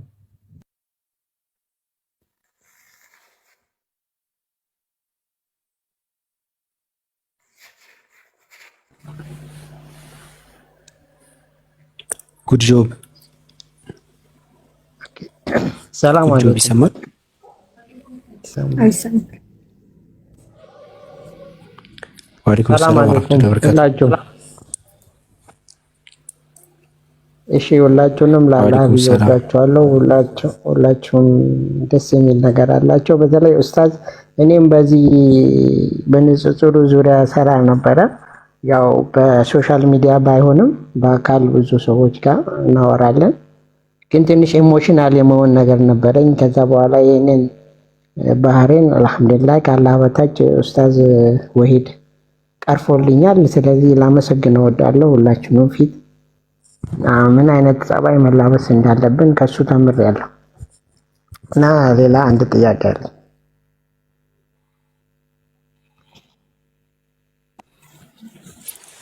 እሺ ያው ነው ራሱ ላይ ነው ጉድ ጆብ አይ አይደለም፣ ሌላ ነው። የዮሐንስ 1:1 ላይ ያለው ያ እሱ አሁን ነገረ ክርስቶስ ላይ ነው፣ ክራይስቶሎጂ ላይ ነው። ትሪኒቲን እያነሳን ነው። እንዲሁም ፕላስ ደግሞ ከስላሴ ጋር የሚነሱ ነጥቦችን እየዳሰንን ነው። አሁን ማቴዎስ ወንጌል ምዕራፍ 28 ቁጥር 19 በስታጠምቁ በወልድ በመንፈስ ቅዱስ የሚለውን ጥቅስ ነው እየዳሰን ያለ ነው። ምናልባት ግን ከስላሴ ጋር ቢያያዝ ብዬ ነበር፣ ግን ይሄ ክራይስቶሎጂ ጋር የሚያያዝ ነው። ምናልባት መጨረሻ ላይ እንትን ይላሉ። እሺ በመጀመሪያ ቃል ነበረ የሚለው በመጀመሪያ ቃል ነበረ የሚለው ገብቶኛል። አሁን እየዳሰን ያለው በፕሮግራም በርዕስ በመሆኑ አሁን ስላሴን ያሳያሉ ወይም ደግሞ 3 ፐርሰኖችን ያሳያሉ ብለው የሚያነሱ ወይም ያ 3 ፐርሰኖች አንድ 3% አንድ ዋን ሴንስ የሚለውን ፖይንት ያሳያል ብለው የሚጠቅሷቸውን ቨርሶች ነው እየዳሰን ያለው። አንዳንድ ጥቅስ እያነሳን ማለት ከዘፍጥረት ጀምረን ይኸው እስከ አዲስ ኪዳን ላይ ወተናልና አሁን ላይ ማቴዎስ ወንጌል ምዕራፍ 28 ቁጥር 19 ላይ ያለው ጥያቄ ካለው ይቀጥሉ። አይ ግን ቢያንስ እሺ በቃ ይሁን እንበልና ምናልባት ስላሴን የሚያሳዩ ጥቅሶች ካሉ ምናልባት ያንሱ። እሺ ወደ ኋላ ማለት በስላሴ ጉዳይ የሚነሳው በስላሴ ጉዳይ ላይ የሚነሳው ትልቁ ዮሐንስ 1:1 ነው። ያው ቃል በመጀመሪያ ቃል ነበረ፣ እግዚአብሔር ዘንድ ነበር ይላል። እነሱ የሚያቀርቡት ይሄንን ነው። እሱ ለኢየሱስ አምላክ ነው ለማለት የሚጠቅሱት እንጂ ለስላሴ ጋር አያይዙት። ሜዶስ ግን መጨረሻ ላይ ምናልባት እንትን ይሉታል ሊጠይቁ፣ ምናልባት ኡስታዝ ከፈቀደ ምናልባት መጨረሻ ላይ ሊያነሱት ይችላሉ። አሁን ወደ ሌላ ሰው እንለፍሽ። ዘ ጆርኒ ኦፍ ፋይንዲንግ ትሩዝ ጀዛኩሙላሁ ኸይራን። ሀሳቡ እንዳይበተን ነው ከሌላ እንትን ሳይሆን ሀሳቡ እንዳይበተንና ሰው መማር ያለበት ነገር እንትን እንዳይል ከሚል ነው። ምናልባት ለሌላውም ሰው እንትን እንዲሁም ማለት ነው። ዘ ጆርኒ ኦፍ ፋይንዲንግ ትሩዝ መቀጠል ትችላለህ ወይም ትችያለሽ? እሺ። አሰላሙ አለይኩም ወራህመቱላሂ ወበረካቱ። እንዴት ናችሁ? ወአለይኩም። ድምጽ አይሰማም? አሁን ይሰማል። እሺ መልካም። አይ የመጀመሪያው ጥያቄ እንትን ኡስታዝ ሲገልጹ ይሄኛውን በአብ ወልድ መንፈስ ቅዱስ የሚለውን አውቶሪቲን ለመግለጽ ተፈልጎ ነው የሚለው አውቶሪቲ የሚለው ኤክስፕሌን አልገባኝም እና እሱን እንዲያስረዱኝ ነው። ሁለተኛ ደግሞ ዘዳግም 19:17 ላይ አሁን ላይክ ከማቴዎስ ወንጌል 28 ላይ ያለውን ለማየት ነው እና እዛ ጋር አሁን ስናይ እግዚአብሔር አለ፣ ካህናቱ አሉ እና ደግሞ የዚህ ዘመን ፈራጆች አሉና እዚህኛው ፖይንት ላይ ለእኔ እንደገባኝ ከሆነ በምንነት የተለያዩ ማለት እግዚአብሔር አምላክ የሚለው ምንነት አለ፣ ካህናቱና የዘመን ፈራጆች ደግሞ በምንነት አንድ ናቸው። ሰው 2 ምንነት 3 ማንነት ነው እኔ እዚህ ጋር ማለት። ምክንያቱም እግዚአብሔር ካህናትና ዘመን እንደዛ ከሆነ ማቴዎስ ወንጌል ላይ ያለው ጥቅስ በምንነትም 3 በማንነትም 3 ማለት እንችላለን ወይ? በዛ ወይ እንደዛ ነው ወይ? ላይክ እንደዛ መሆን ይችላል ወይ? እንደዛ ብለን ኢንተርፕሬት ማድረግ እንችላለን ወይ የሚለው ነው። ሶስተኛ ደግሞ ላይክ የመጀመሪያውን ናዝራውያን ላይ የነበረውን ኦሪጂናል ቡክ ማቴዎስ ጻፈው የሚባለው እሱ ጠፍቶ ከሆነ ይሄ የመጀመሪያው ላይ ከነበረው ጠፍቷል ወይም ደግሞ የመጀመሪያው ብለን አይ ቲንክ ኡስታዝ ገልጸውታል። አፉ በሉኝ አምልጦኝ ነው መሰለኝ። ከየትኛው ስክሪፕቸር ጋር ወዳድረን ነው አሁን እንትን ያልነው? የመጀመሪያው ላይ የሌለ የምንለው ያኛው የመጀመሪያው ትክክል ለመሆኑ ምን ኤቪደንስ አለን? ወይ ደግሞ ኦሪጂናሉ ከሌለ ያኛውን እንደ ሪፈረንስ መጠቀም እንችላለን ወይ? ይሄኛውን እንትን ለማለት ተበርዟል ለማለት ወይም ደግሞ ተቀይሯል ለማለት ተዘክራለሁ።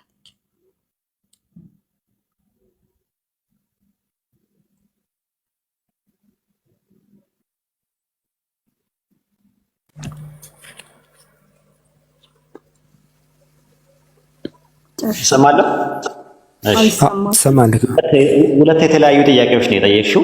የመጀመሪያው ጥያቄ ላይ ምንድነው አንድ ኦንቶሎጂካሊ ዲፈረንስ ያላቸው ነገሮች 2 ፐርሰኖች ማለት ነው አብና ወልድ። ለምሳሌ ዮሐንስ ወንጌል ምዕራፍ 5 ቁጥር 26 ላይ አብ በራሱ ሕይወት እንዳለው ለወልድም በራሱ እንዲኖረው ሕይወትን ሰጥቶታልና አለ። ሕይወት የተቀበለ አካል ነው ያ አካል ማለት ነው። በራሱ ሲል ደግሞ ሂምሰልፍ የሚለው ሪፍሌክሲቭ ፕሮናውን ነው የሚያመለክተው። ስለዚህ ሕይወት ሰጪና ሕይወት ተቀባይ ካለ በኤሰንስ አንድ ሊሆኑ አይችሉም። ታዲያ በኤሰንስ አንድ ካልሆኑ ማቴዎስ ወንጌል ምዕራፍ 28 ቁጥር 19 ላይ አብና ወልድ እና በሚል ወይም ካይ በሚል ኮፕላቲቭ ኮንጃክሽን እንዴት አብረው ቀረቡ? መቅረብ ብቻ አይደለም፣ ስም የምትለዋ ነገር በነጠላም ነው የመጣው። ከዛ አንጻር እንዴት ይታያል ለሚለው ነው ሙግት። አንደኛ ጢሞቴዎስ ምዕራፍ 5 ቁጥር 21 ላይ የጠቀስኩት የመጀመሪያው የግሪከኛውን ብትመለከቱት በአምላክ ኤንድ ካይ ማለት ነው። በጌታ በክርስቶስ ኤንድ ወይም ካይ በተመረጡ መላእክት ፊት እመክርሃለሁ። ፊት የምትለዋ ሲንጉላር ነው የመጣችው። ኤኖፒዮን ይላል። ኤኖፒዮን ማለት ሲንጉላር ነው። ስም የምትለዋ ሰብስታንቲፏ ሲንጉላር ሆና ነው የመጣችው። ኦሪት ዘዳግም ምዕራፍ 19 ቁጥር 17 ላይም እንደውም ጭራሹኑ ምን አለ? በአምላክ አንድ በካህናቱ ሁለት እና በዛ በሚፈርዱ ፈራጆች ፊት ይቆማሉ አለ። ፊት የምትለዋ ነገር በግሪክ ሰብትጀንት ላይ በነጠላ ነው የመጣው ነው ነጥቡ። የሉቃስ ወንጌል ምዕራፍ 9 ቁጥር 26 ላይም እንደዛ ነው የሚለው። የሰው ልጅ በራሱ እና በአባቱ እና በቅዱሳን መላእክት፣ ግሪከኛው ካይ ያለ ነው ሁለት የሚደግመው ክብር ይላል። ዶክሳ ወይም ዶክሴ ብሎ የሚጣል ዶክሴ የሚለው በጽሁፉ ደረጃ ነው። ስትሮንግ ነምበሩ ስትጫኘው ዶክሳ የሚል ነው። ዶክሳ በነጠላ ነው የመጣው። ነገር ግን አብ ወልድና መላእክት ያላቸው ክብር እኩል ነው ማለት አይደለም፣ በነጠላ ስለመጣ በኮፕላቲቭ ኮንጃክሽን ተያይዞ ተጻምሮና ተዛርፎ ተጫፍሮ ስለመጣ ማለት ነው። አያስኬድም አያዋጣም እያልን ያለ ነው።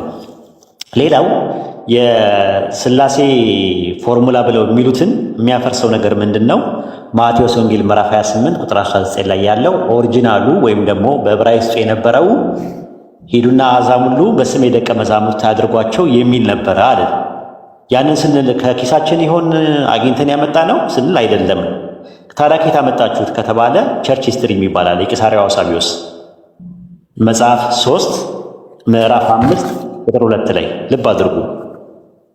ለምችን እንትኗን ሶርሷን ቴሌግራም ላይ ላስቀምጥላችኋለሁ ኢንሻአላህ። እቺን ቆይ ላስቀምጥላችሁ፣ ግሩፕ ላይ ላስቀምጥላችሁ ማለት ነው። አይ ቲንክ አስቀምጬላችኋለሁ። እዛ ላይ ምንድነው የሚያወራው? እርሱም ለደቀ መዛሙርቱ እንዲህ አላቸው ይላል፣ እንግዲህ ይሄዱና አሕዛብን ሁሉ በስሜ ደቀ መዛሙርት አድርጓቸዋል። ስለዚህ ይሄኛው የማቴዎስ ወንጌል በዕብራይስጡ ላይ ይሄ ነው የተቀመጠው ብሎ ያሉን ራሳቸው ናቸው፣ እኛ አይደለም ያመጣነው። ምንጭ ያመጣ ነው ከራሳቸው ነው። ከቸርች ሂስትሪ ተብሎ ከተጻፈው ረሱል ሰለላሁ ዐለይሂ ወሰለም ከመወለዳቸው ነብይ ተደርገው ከመላካቸው በፊት የነበረው የቂሳርያው አውሳቢዮስ የጻፈው ጽሑፍ ላይ ያገኘ ነው፣ የኛ አይደለም ምንጩ። ትክክል ነው አይደለም የሚለውን ነገር እነሱ ያገናዝቡ። በታሪክ ውስጥ የተቀመጠ ነው። የቂሳርያው አውሳቢዮስ የጻፈውን ቸርች ሂስትሪ የሚለው መጽሐፍ ደግሞ ኦርቶዶክስም ካቶሊክም ፕሮቴስታንትም ይቀበሉታል። ፕሮቴስታንት እንደውም ሶላ ስክሪፕቸራ ናቸው ይባላል አይደል? ሶላ ስክሪፕቸራ እና ሶሎ ስክሪፕቸራ የሚባሉ ነገሮች አሉ። ፕሮቴስታንት ስናጠና ፕሮቴስታንት ለሁለት ይከፈላል። ማጂስትሪያል ሪፎርሚንግ የሚጠቀሙ አሉ። ሁለተኛ ደግሞ ራዲካል ሪፎርሚንግ የሚባል ነገር አለ። እነ ማርቲን ሉተር፣ ዝዊንግሊ፣ ጆን ካልቪን፣ ያዕቆብ አርሜኒየስ ምናምን የመሳሰሉት ማጂስትሪያል ሪፎርመር ተብለው ነው የሚቀመጡት፣ የመጀመሪያዎቹ ማለት ነው አበይት የሚባሉት።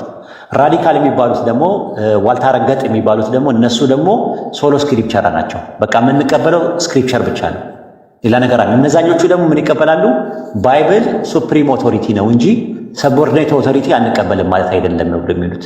ትውፊት ይቀበላሉ፣ የቸርች ፋዘርስ ሶርስ ይጠቀማሉ፣ አራቱን ጉባኤዎች ይቀበላሉ። የትኛውን ጉባኤ? የኒቅያን ጉባኤን ይቀበላሉ፣ የኤፌሶን ጉባኤ ይቀበላሉ፣ የቆስጠንጢንያን ጉባኤ ይቀበላሉ፣ የኬልቄዶን ጉባኤ ይቀበላሉ። ፕሮቴስታንት የትኞቹ? የመጀመሪያዎቹ ማለት ነው። እነሱ ምን ይባላሉ? ሶላ ስክሪፕቸራ ይባላሉ። ስክሪፕቸር ብቻ አሎን ብሎ ሲሉ ስክሪፕቸርን አሎን የሚሉት ለመዳን ለሳሊቬሽን በቂ የሆነ መጽሐፍ ነው ብሎ ስለሚያስቡ፣ እነዛኞቹ ደግሞ ሶሎ ስክሪፕቸራ የሚባሉት ደግሞ ጭራሹኑ ምንም አያስፈልግም፣ ለምን ለሶርስም ለምንም አንጠቀምበትም፣ በቃ የምንቀበለው ባይብል ይቻላል የሚሉ ፕሮቴስታንቶች አሉ። በእውነት ከፍለን ነው የምናያቸው። ስለዚህ አሁን ማቴዎስ ወንጌል 28:19 ላይ ሂዱና አሕዛብ ሁሉ በስሜ ደቀ መዛሙርቱ አድርጓቸው የሚለው ከቂሳርያው አውሳቢዮስ የተገኘ መረጃ ነው፣ ኤቪደንስ ነው እያልኩሽ ነው ያለሁት። ግልጽ ነው? ትንሽ ጥያቄሽን መልሽ።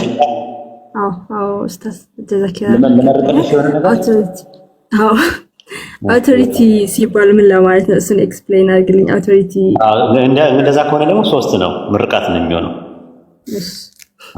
ምርቃት ነው የሚሆነው። ያ ምርቃት ነው፣ በምርቃት ደረጃ ነው ማየው። እሱ አሁን የሆነ ነገር ትንታያለሽ ማለት ነው። የከፈልሽው እስካሁን ለሁለት ነገር ብቻ ነው፣ ለሁለት ጥያቄ ነው ክፍያ ያለሽ። ሶስተኛውን ታቀባቢያለሽ፣ ላብሉ ስጪው ለማንኛውም ማለት ነው። ሶስተኛው ጥያቄ ምንድን ነው? ስም የሚለው ነገር ኦቶሪቲን ያመለክታል ወይ ወይም ደግሞ ስልጣን ወይም ደግሞ ትእዛዝን ያመለክታል ወይ ስንል፣ አዎ ያመለክታል። ምን ላይ ስንል መጽሐፍ አስቴር ምዕራፍ 2 ቁጥር 22 ላይ አስቴርም በመርዶክዮስ ስም ለንጉሥ ነገረችዋል።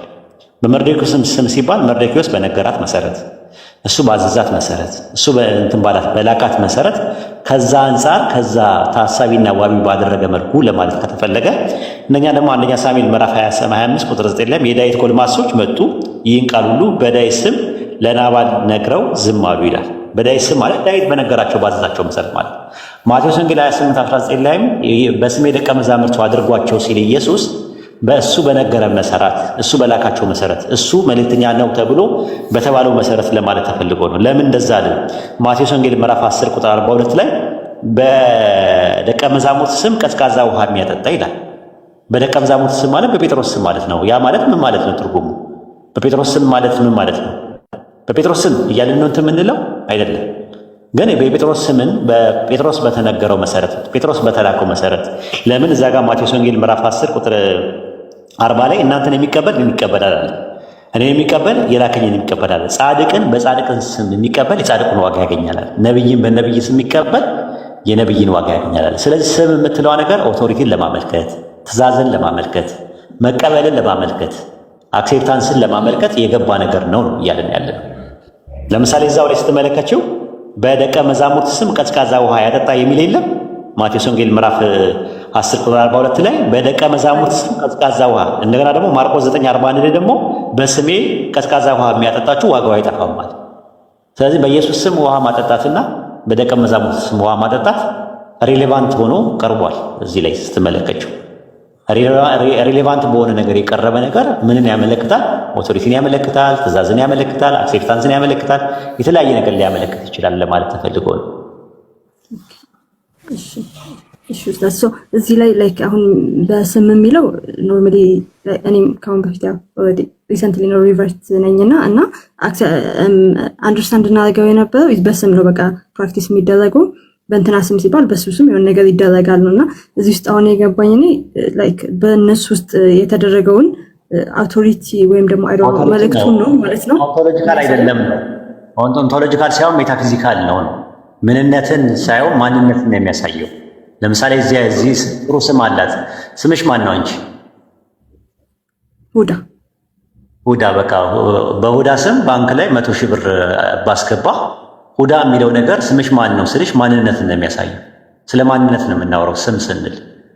ኔቸር አይደለም ስም፣ ነርቸር ነው። አንቺ ማንነትሽን ነው ነርቸር ዴቨሎፕ ማድረግ ይችላል። ኔቸር ከሆነ ግን አንቺ የምትቀይሪው ነገር አይደለም። ኔቸርና ነርቸር የሚባል ነገር አለ፣ ወይም ደግሞ ሜታፊዚካል እና ኦንቶሎጂ የሚባል ነገር አለ። ምንነትና ማንነት የሚባል አለ። አንቺ ምንነትሽ ሰው ነው በቃ አለቀ። ስለዚህ አንቺ በአንቺ ስም የሆነ ግንብ ቢገነባ በእኔ ስም ባይገነባ በእኔና በአንቺ መካከል ያለው ልዩነት ማንነታችን ነው የለየን። ምንነታችን አንቺ ግንብ ስለገነባሽ እኔ ስላልገነባው፣ አንቺ 100,000 ብር ባንክሽ ላይ ስላለ እኔ ስለሌለኝ ማንነታችንን ሊቀይረው ይችላል እንጂ ምንነታችንን ይቀይረዋል? ሰው መሆኔ ይቀርብኛል? አይቀይረው። ይሄም ማለት ነው። ኦኬ ፐርፌክት። እሺ ጀዛኪላህ ኸይር ኡስታዝ።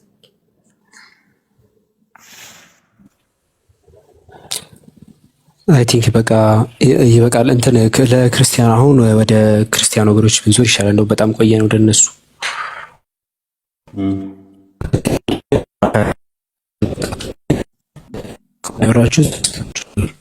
የተነሱት ፖይንቶች ይሄን ነገር ያላገናዘበ ነው። ይሄ ነገር እየተቆራረጠ እንዳይሆን ብቻ። አቡበክር ይሰማል ድምጼ? አዎ ትሰማለህ? እና ኦኬ አሁን ወደ ሁለተኛው ሴክሽን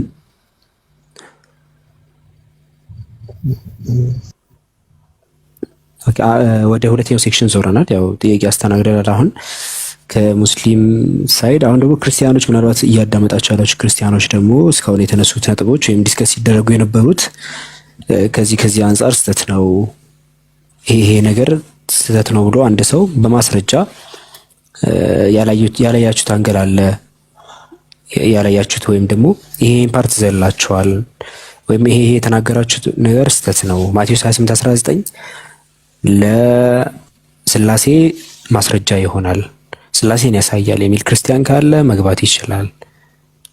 አንድ ቁጥር ይጻፍታች።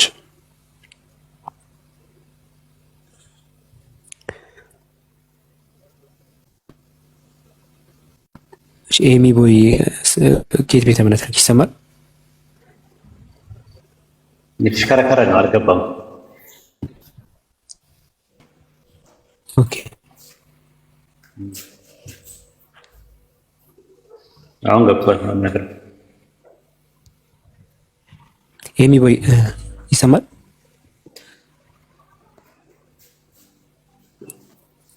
ኤሚ ቦይ ሙስሊም ነው አብዲ። ሰላም አለይኩም። ስለ ቲክቶክ አልጎሪዝም አንድ ነገር ነው። ወአለይኩም ሰላም። ሙስሊም ነው? አዎ እሱ ሙስሊም ነው። ከታች ኤዱኬሽናል ላይቭ ምናምን እያለ እንትን ማለት አለበት ሪፖርቱ እንደ መፍትሄ ያየሁት አብዲ። ሰላም አለይኩም። አፎን ካልሆነ እንትኑ ላይቭ ሊቋረጥ ነው የሚሻለው። ኮፒ ሊንኩ ያራዝምልናል እንጂ የኡስታዝን እንትን ከሪፖርት እንትን አድ ነው ብዙ ቦታ ካየን እንዳይዘጋ ብቻ ነው ኮፒ ሊንኩ ላይቭን የሚጠቅመውና የሆነ ጥሩ ጥሩ ነገር ከታች ስለ ቲክቶክ ሾፕ ቲክቶክ ስለሚያስተዋውቃቸው ነገሮች እንዳለ ጻፉ ከስር። ላይቭ አሪፍ እንደሆነ ኤዱኬሽናል ላይቭ የትምህርት እንደሆነ ምናምን ከስር ለአልጎሪዝሙ ሲባል እንጻፍ ኢንሻአላህ። እቺ ለመናገር ነው አብዱዬ። አፍወን ዛከላ ያረጋዛ ግን እኔ ላይ ምን እንደሆነ አላውቅም። አሁን ዩቲዩብ የራሱ ተቋርጧል እንድታውቁ ያ ጀማ ማለት በጣም ምቀኛዬ በጣም እየበዛብኝ ነው ያለው። ክርስቲያኖች ምን አድርጊያቸው እንደሆነ አላውቅም። የምናገረው ነገር ሐሳብ ላይ ነው። የምናወራው ስለ ትሪኒቲ ነው፣ ስለ ክራይስቶሎጂ ነው። የእነሱን እምነት ማወቃችን ምንም ችግር የለውም። ኮምፓራቲቭ ቴዎሎጂ የሚባል ነገርም አለ። ዩቲዩብ ሞኔታይዝድ ሆኖ ከዛ በኋላ አሁን ደግሞ ዲሴብል ነው። እኔ የሆነ ነገር ፕፖስት ለራሴ ይታየኛል፣ ሰው ጋር ግን የሚደርሰው ምንም ነገር የለም። ዌብሳይት ነበረን፣ ዌብሳይታችንም ተዘግቷል። ያ ጀማ እንድታውቁት። እንደገና ደግሞ አፕ ነበረን፣ አፓችንም ተዘግቷል። እና በዚህ ደረጃ ነው እና ከጎኔ ልትሆኑ ይገባል፣ ወይም ከጎናችን ልትሆኑ ይገባል ማለት ነው። አሁን የምናስበው ነገር እንደ ግለሰብ አይደለም። ከዚህ በኋላ የምናስበው እንደ ተቋም ነው ማሰብ ያለብን። ስለዚህ ኢንሻአላህ በቅርብ ቀን ይፋ እናደርጋለን። ስራ እየሰራን ያለ ነው። የምንሰራው ስራ ምንድን ነው? አፕሊኬሽኑ እየተሰራ ነው ያለው፣ ዌብሳይትም እየሰራን ያለ ነው። ኢንሻአላህ ዩቲዩብ ደግሞ በቅርቡ ቀን ደግሞ የራሳችን ዩቲዩብ ይኖረናል፣ የተቋሙ ማለት ነው። እና በርቱና ተበራቱና አንድ ላይ ተያይዘን እንትን እንበል። ይሄ አሁን የቲክቶክ ፕሮብሌምም እኔ ሊፈታ አልቻለም። አሁን ዛሬ እንዳለ ሲቆራረጥ ነበረ። በጣም ጥሩ ትምህርት ነው ብዬ ማቴዎስ 28:19 ላይ ሴንትራል ፖይንት ነው ለትሪኒቲያውያን ወይም ለስላሴ አማንያን ብዬ ያስቀመጥኩት ነገር በደንብ ብዙ አላዳመጠው። አዝናለሁ ይሄ ነገር በመሆኑ ማለት ነውና ምንድነው መፍትሄ የሚለውን ተመካከሩበት። የሚቆራረጠው ማለት ነው። እኔ ኔትወርኬ በጣም ፉል ነው። ኔትወርክ አይመስለኝም ወይ ሪፖርት ነገር እያደረጉም ሊሆን ይችላል። እንደዛ ነው ያለው ነገር ማለት ነው። ቀጥላሉ። አይ እንዲህ ይሄ ነገር መፍትሄ ያስፈልገዋል። የዳዋውን ስርጭት እንዲህ መቋረጥ የለበትም። ምክንያቱም እዛም ዩቲዩብ ላይ ሁሉም ቦታ ላይ እንደዚህ ከሆነ በጣም አስቸጋሪ ነው የሚሆነው። ኢንሻአላህ ሁሉ ሙስሊሞች መበረታት አለባቸው። ባይዘው እንደዚህ አይነት ነገሮች ላይ እና በጣም ህብረት ሊኖር ይገባል። እያንዳንዱ ዩቲዩብ እንትን በሚባልበት ሰዓት ላይ የተለያዩ ቪዲዮዎች እንትን ሲባሉ እንዲሁም ላይቭ በተከፈተበት ሰዓት ላይ የሚደረገውን በአጠቃላይ ነገር ማድረግ ይኖርባቸዋል። ቢያንስ ማድመጥና እነዚህ ነገሮች ማድረግ ይከብድ ነው ብዬ አላም። እያደመጣችሁ ወይም ብታደርጉ እናንተ ብቻ ሳይሆን ሌላም ሰው እንዲሰማው ዳዋው ስርጭት እንትን እንዲል ይረዳዋልና ይሄ ቢያንስ መነገሩ ላይ ያለበት አይመስለኝም። ሊነገር አይገባም። ይሄ ሁሉም ሰው ሊያውቀው ነው የሚገባው እና እዚህ ላይ ልብ ልትሉ ይገባል። ወደ እንትናችን ስንመለስ ክርስቲያኖች ካላችሁ አሁንም መግባት ትችላላችሁ። ማቴዎስ ወንጌል ምዕራፍ 28 ቁጥር 19 ለትሪኒቲ ሰፖርት ያደርጋል ይሄ ቨርስ ማስረጃ ነው ብላችሁ የምትሉ ክርስቲያኖች መግባት ትችላላችሁ። ሙስሊሞች እሺ ለምንድን ነው ገስት መስልኩት? ክርስቲያኖች እያልኩኝ የስላሴ አማንያን እንደዚህ ነው ያልኩት። የስላሴ አማንያን ክርስቲያኖች ብቻ ገስት ላኩ። እሺ አሁን የክርስቲያኖች ሰዓት ስለሆነ እስቲ ለነሱ ታይም እንስጣቸው። የስላሴ አማንያን ካላችሁ ማቴዎስ ወንጌል ምዕራፍ 28 ቁጥር 19 ለስላሴ ማስረጃ ሊሆን አይችልም፣ አይ ይሆናል የሚል ክርስቲያን ካለ ደግሞ አንድ ገስት ሪኩዌስት ልኮ ጥቅስ አጣቅሶ ማስረጃ አቅርቦ መሟገት ይችላል። ክርስቲያን ካለ መግባት ይችላል። ሪስሊም ክርስቲያን ነው ወይስ ሙስሊም ነው?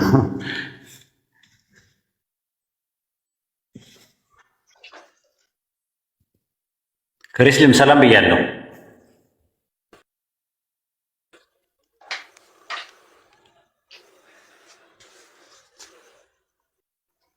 ክሪስሊም ኦ ኡስታዝ እንዴት ነው? ሰላም ነው? እንዴት ነህ? ወይድ ሰላም ነው? እንዴት ነው? ሰላም ነህ አንተ? ሎንግ ታይም አጠፋ እኮ ከዛ በኋላ ጠፋ። በጣም ሰላም ነኝ። ምንድነው ጠፋ? አይ አንተ አትመጣም። ቲክቶክ እኮ ያለ አንተ አያምርም። በእናትህ አይ ጠፋ። እኔ ቤት የጠፋው አንተ ነህ። ደህና ነህ? አረ ማለት በጣም ረጅም ጊዜ ሆነኝ እኮ አላየሁም ቲክቶክ ላይ። አይ አንተ መገናኘት ነው። ላይቭ ከፍታለሁ የለህም ራሱ። ኤኒዌይ ዛሬ የምናወራው ማቴዎስ 28:19 ላይ ያለው በስላሴ ታምናለህ? እኔ ክሪስሊም ኦኬ በስላሴ አላምንም። በአብ በወልድ በመንፈስ ቅዱስ ነው የማምነው። በቃ ስለዚህ በስላሴ ለሚያምን ነው የሚሆነው። ማቴዎስ 28:19 ላይ ያለው ጥቅስ አብ ወልድ መንፈስ ቅዱስ አንድ መለኮት ናቸው የሚል ማስረጃ ይኖር ይሆን? እንደዛ ብለህ ነው የምታምነው? አንድ መለኮት ናቸው፣ አንድ አምላክ ናቸው ብለህ ታምናለህ? አንድ አምላክ ናቸው ሳይሆን አንድ አምላክ ነው። ናቸው ካልክማ እንትን ቅድም እንዳልከው አማልክት ይሆናሉ። ኦኬ ጥሩ። አብና ወልድ ሜታፊዚካል ዲፈረንስ የላቸውም? እኔ እንግሊዝኛ ስለማላቅ ሜታፊዚካል ማለት ምን ማለት ነው? በማንነት ሁለት አይደሉም? አብና ወልድ ናቸው። በምንነት ሁለት አይደሉም? በምንነት ስትል አሁን ለምሳሌ አምላክ በሚለው በሚጋራው ስማቸው ነው ወይስ በምን? ለምሳሌ አንተ ምንድን ነህ? እኔ ሰው ነኝ። እኔ ምንድን ነኝ? አንተም ሰው ነህ። ኦኬ ስለዚህ በምንነት አንድ ነን ማለት ነው። እናንተ አብና ወልድ በምንነት አንድ ናቸው?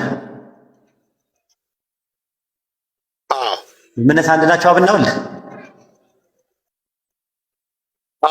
አንድ ናቸው በምንነት? በማንነት ነው የሚለያዩት። በምንነት አንድ ናቸው? በምንነት አንድ ናቸው። ዮሐንስ ወንጌል 8:40 ላይ ከአምላክ ሰምቼ የነገርኳችሁ ሰው ይላል። አምላክና ሰው በምንነት አንድ ናቸው? አሃ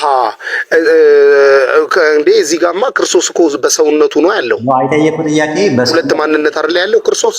ሁለት ማንነት ማቆ እሱ ልክ ነህ። አሁን ባልከው አካሄድ ጋር ከአምላክ የነገርኳችሁ ሰው ሲል ሰው ስለሆነ ክርስቶስ ኦልሬዲ አንድ አያስኮናቸውም እኮ። ከአምላክ ሰምቼ የነገርኳችሁ ሰው ሲል አምላክ የሚለው ማንን ነው? አምላክ የሚለው አብን ነው። ስለዚህ አምላክ ሲል አንድ አምላክን ነው ወይስ ከአምላክ አንደኛው ፓርት ነው አምላክ ያለው? አባቱን ነው እንጂ አባቱን አንዱን ፐርሰን ነው የሚናገረው እኮ። ከአምላክ ሰምቼ ሲል ከአንዱ አምላክ ማለቱ ነው ወይስ ከአንዱ አምላክ አንደኛው አባሉን ነው?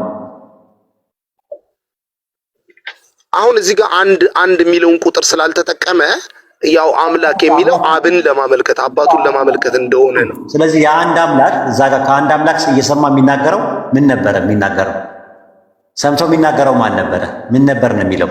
ትእዛዙ እዛ ጋር ከአምላክ ሰምቼ ትእዛዙ ቃሉን ማለት አለ። ከአምላክ ሰምቼ የነገርኳችሁ ምንድን ነኝ አለ?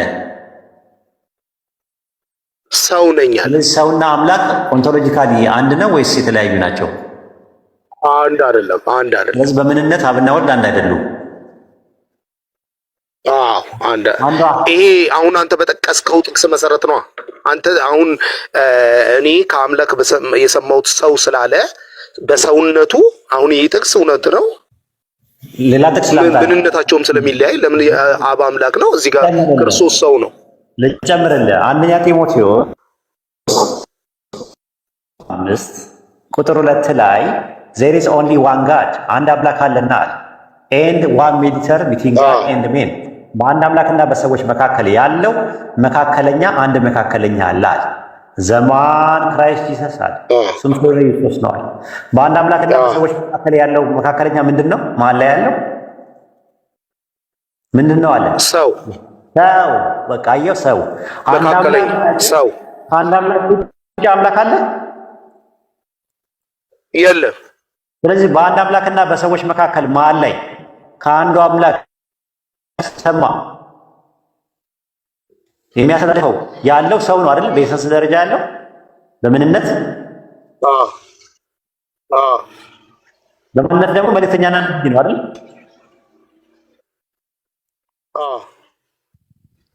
ስለዚህ ታዲያ ምን ትፈልጋለህ? አንድ አምላክ አለ ማለት ነው። አንተ ማቴዎስ 28:19 ላይ በቃ ምን የሚያሳይ ነገር አንተ እኮ እኔ የማምነውን ቃል ተናገርክ እንጂ እኔ እናንተ እኮ ማንተማመንበት ቃል አለ። ለምሳሌ የክርስቶስን አምላክነት እኔ እናንተ አንተማመንም።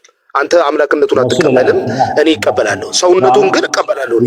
አየህ፣ ሁለት ማንነት ይዤ እኔ ክርስቶስ ሁለት ማንነት አለው ነው። በአምላክነቱ ከአብ ጋር አንድ ሲሆን፣ በሰውነቱ ግን ክርስቶስ ሰው ስለሆነ በሰውነቱ ሰው ስለሆነ አምላክና ሰው አንድ አይደለም።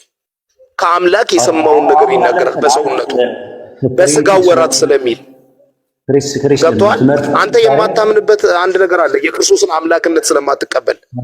ቆይ ይኸውልህ አሁን እንደውም የትርኢት ትምህርት እያለቀ ነው የሚመጣው። ምናልባት ከዚህ በኋላ የሚኖረን ኮንሴሽን ብቻ ነው የሚኖረን። ከዛ በኋላ ምንድን ነው የሚኖረን? የስላሴ ትምህርት ሲያልቅ ነገረ ክርስቶስ ላይ ክርስቶስ አምላክ ነው ወይስ አይደለም፣ አምላክነት አለ ወይ፣ በተጨማሪ አንተ እንደምትለው አለ ወይስ የለም የሚለውን ሰፋ አድርገን እናየዋለን ኢንሻአላህ። አሁን ዛሬ ቶፒካችን ማቴዎስ ወንጌል 28:19 ላይ የስላሴ ያለው ወይ አያሳይም የሚለው ላይ ከቶፒኩ አንፃር ግን ያንተ ትምህርት ትክክል ነው አሁን ያነሳው። በቃ ስለዚህ እሱ ላይ ከሌለ በቃ ሌሎቹ እድል ስጥና እንትን በል ማለት አትጥፋ። ደግሞ ፎሎ አድርገኝ። እንትን ነው እዚህ ጋር ሙስሊሞች እየተወዛገቡ ነው። በሚጠይቁት መሰረት እኮ እያወዛገብካቸው ነው። እነሱ ሰውነቱ ላይ ብቻ ተንተርሰው ነው እኮ እየጠየቁ ያሉት። ስለ ኢየሱስ አምላክነት እኮ ዛሬ አረስት የለንም። አረስታችን ዛሬ ኢየሱስ እኔ ርዕሱ ይነሳ አላልኩም እንደዛ። እኔ የክርስቶስ አምላክነት ይነሳ አላልኩም። ግን በምንነት በሚለው ከሰውነቱ ምንነት ጋር ብቻ ካያያዝከው እዚህ ጋር ሙስሊሞች ይወዛገባሉ ብዬ ነዋ። እንዳይወዛገቡ ብዬ ለምን አንተ የሌለ ጊዜ አሁን ከነሱ ጋር ጭቅጭቅ ነው የሚፈጠረው። ከሁሉም ጋር እንገናኛለን። ቆይ እሺ ክርስቲያን እንትን በተሆነን ቀነስ አድርገውና ተረጋግተህ እንትን ኢየሱስ ከአብ ጋር በምንነት አንድ ነው የሚል ጥቅስ አለ እንዴ? ጥቅስ ይኖር ይሆን? ምናልባት በምንነት አንድ ነው የሚል ይኖር ይሆን ጥቅስ? እንዲህ ደረጃ በሰዋሰው አልተቀመጠማ። አሁን አንተ በምትለው ደረጃ ለምሳሌ እነሱ ሲጽፉ ሰዋሰው አልተጠቀሙም። የራሳቸውን ያነጋገር ዘይቤ ወይም ደግሞ የተጠቀሙ እንጂ አሁን አንተ በምትለው የሰዋሰው ስርዓት ጠብቀው ቢናገሩ ቆይ አሁን ለምሳሌ ብዙ ጊዜ የምትጠቀማት ነገር አለች። ፎሎ አድርጉ። ፊት ለፊት ደግሞ አብዱልከሪም አለ። የአብዱልከሪምንም አካውንት ፎሎ አድርጉ ኢንሻአላህ። ጀማ ሁላችሁ ማለት ነው። ከዛ ወደ ትምህርት እንቀጥላለን ኢንሻአላህ። ፎሎ አንድ ላይ ያስወርድ ነው ማለት ነው። ላይቭ ላይ አብዱልከሪም በሚገባበት ሰዓት ላይ ደርስ ወይም ደግሞ ውይይትም ሲያደርግ ወይም ጥያቄና መልስ በሚኖርበት ሰዓት ላይ ትጠቀማላችሁ። የምር ለመናገር እኔ አሁን ነው የገባኝ ራሱ ይኸውላችሁ፣ ዓመት ከ6 ወር ይሆነኛል ወደ ቲክቶክ ከመጣሁ። ጥቅሙ አልገባኝም ነበር። ብዙ ሰዎች ሲሰልሙ ሳይ ምናምን ነገር ይሄ ነገር በጣም ጥቅም አለው። ዳዋውን ለምን በደንብ እንትን አንልም አንዘረጋውም በደንብ በስርዓት ለምን አንሰራበትም ብለን ነው የመጣ ነው። ኢንሻአላህ አላህ ጊዜያችንን ይባርክልን። አልባሌ ቦታ አልባሌ ጊዜ ከማሳለፍ አላህ ይጠብቀን። አላህ የቂያማ ቀን ጊዜያቸውን ከሚያባክኑ ሰዎች ናቸው ብሎ አላህ ከሚጠይቀን አላህ እንዳይጠይቀን አላህ ይጠብቀን። የቂያማ ቀን ከሚጠይቃቸው ሰዎች አላህ ያድርገን። በጣም ጊዜ በጣም ወሳኝ ነገር አለው። ጊዜ አካላችንን ጉልበታችንን በአግባቡ መጠቀም ትልቅ ነገር ነው። ላወቀበት ሰው ማለት ትልቅ ነዒማ ነው እና ያንን ነው ምለው። ፎሎወርስ በርሳችሁ ተደራረጉ ሙስሊሞች ማለት ነው። እርስ በርሳችሁ ሰላም ተባባሉ፣ ሙሀባ ይጨምራል። ረሱል ሰለላሁ ዐለይሂ ወሰለም እርስ በርሳችሁ እስካልተዋደዳችሁ ድረስ ጀነት አትገቡም፣ እስካልተዋደዳችሁ ድረስ አላመናችሁም፣ ካላመናችሁ ጀነት አትገቡም፣ አታምኑም እስካልተዋደዳችሁ ድረስ እንድትዋደዱ ሰላምታ በመካከላችሁ አብዙ ነው ያሉት። እርስ በርሳችሁ የተገናኘ ነገር የተቆራኘ ነገር በጣም ወሳኝነት አለ። ኢንፎርሜሽን ተቀያየሩ፣ ትምህርት ተማሩ፣ ገብታችሁ ተከባበሩ። አንደኛውን አይጎሽመው፣ ተከባበሩ። መከባበርን የመሰለ ነገር የለም። ይሄ ነቆራ፣ አሜት፣ ይሄ አሉባልታ፣ ይሄ አሽሙር ምናምን ነገር አትጠቀሙ። ሊላሂ ወንድማችሁ ነው፣ ሙስሊም ወንድሞቻቸውን አክብሩ። እንዲሁም ደግሞ ክርስቲያን እና አይሁዶች እንዲሁም ከሙስሊም ውጭ ያሉ ሰዎችንም ሪስፔክት ይኑራችሁ፣ አትስደቧቸው። መሰዳደብ መፍትሄ አይሆንም። አክብሯቸው። ሰው በሰውነቱ መከበር አለበት። ሰው በመሆኑ ሰውን ለመርዳት ሰው መሆን ራሱ ብቻውን ራሱ በቂ ነው። ጎረቤቶቻችሁን አክብሩ። አብሮ አደጎቻችሁን፣ የሥራ ባልደረባችሁን፣ ትምህርት ቤት አብራችሁ የምትማሩ ሰዎችን ተከባበሩ። መከባበርን የመሰለ ነገር የለም። ዊዝ ሪስፔክት መነጋገር ይቻላል። ተነጋግሮ መግባባት ካልተቻለ ደግሞ ዝምታል። ረሱል ሰለላሁ ዐለይሂ ወሰለም ሲናገሩ በአላህና በመጨረሻው ቀን የሚያምን መልካም ይናገር ወይ ዝም ይበል ብሎ ነው ያስቀመጡት። ስለዚህ ካልሆነ ዝም ማለትም ግዴታ አይደለም። እኛ የምንፈልገው ነፍሳቸው እንዲድን ነው። ራሱ ከጀሃነም እንዲድኑ ላ ኢላሀ ኢለላህ የሚለውን ገመድ ተንጠልጥለው እንዲወጡ ነው። ሌላ ነገር የለውም። ራሱ ለማሸነፍም ምናምን ነገር እሱ ፖለቲካ ላይ ነው ያለው። እዛው ፖለቲካቸው ላይ ይስሩ ፖለቲከኞቹ ማለት ነው። ወይ ደግሞ በቢዝነስ ከሆነ ንግድ ላይ ነው ያለው እሱ። እኛ የመጣንበት ምክንያት የአኼራውን እዛ ስንሄድ በጨረሻ ላይ ይዘነው የምንሄደው ነገር ያንን ነገር ነው ብለን ነው የምናስበው። እነዚህ ሁሉ ነገር ይቀራል። ራሱ ከአብራካችሁ የወጡት ልጆቻችሁም እዚህ ነው ጥላችሁ የምትሄዱት። ንብረታችሁ፣ ገንዘባችሁ ትታችሁ ነው የምትሄዱ። ኢቨን የገነባችሁት አካል በጂም የተገነባ አካል ትራይሴፕስ፣ ባይሴፕስ፣ ቢሼፕ ምናምን ጥሩ ነው መስራት ስፖርት ለጤና ነገር። እሱም ቢሆን አካላችንንም ትተነው ከልተው ብለን ነው የምንሄደው። ታዲያ ምንድን ነው የሚጠቅመን ስንል ያመንነው እምነት፣ የሰራነው መልካም ስራ፣ የቀራነው ቁርአን ብቻ ነው ይዞን ተከትሎ የሚሄደው። እና ይሄን ነው ለማለት የምፈልገው። ማላይ ነሽት አድርጎኝ ያወራው መሰለኝ። ቀጥላው ብዬ አረ በጣም ጥሩ ፖይንት የተነሳው። ክርስቲያኖች ካላችሁ አንድ ቁጥር ጻፉ። ክርስቲያኖች ካላችሁ ማቴዎስ ወንጌል ምዕራፍ 28 ቁጥር 19 ላይ ያለውን ተሳሳችኋል ስላሴን ያሳያል የሚል አካል ካለ ገብቶ መውገት ይችላል። ምናልባት ደግሞ ወደ ኋላ ያለፉት የተራሱ ነጥቦች ላይ እነዛንም ምናልባት ዳስስ እንዲነሱ የምትፈልጉ ከሆነ እነዛ ላይም መወገት ይቻላል። ጠባዋል ካላችሁ እዚህ ላይ አልተዘጋጀው የሚል ካለ ማቴዎስ ወንጌል ምዕራፍ 28 ቁጥር 19 ላይ አሁን ተነሳው ላይ እንትን ማለት ትችላላችሁ።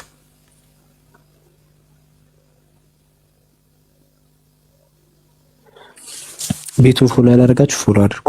ኡስታዝ ሄደን ዛሬ የመጣችሁ ሰዎች ካላችሁ ሌላም ጊዜ ይኖራል፣ እዚህ ፎሎ አድርጉ። ክርስቲያኖች ደግሞ አንድ ቁጥር ጻፉ። መግባት ይፈልግ ክርስቲያን። እሺ ክርስቲያን ያልኩት እሺ፣ የሥላሴ አማንያን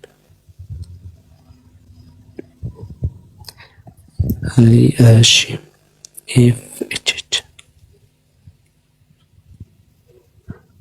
አይ አላክም እንትን ከታች አንድ ቁጥር ምጽፈው ሰው ሪኩዌስት ላክ አንዴ።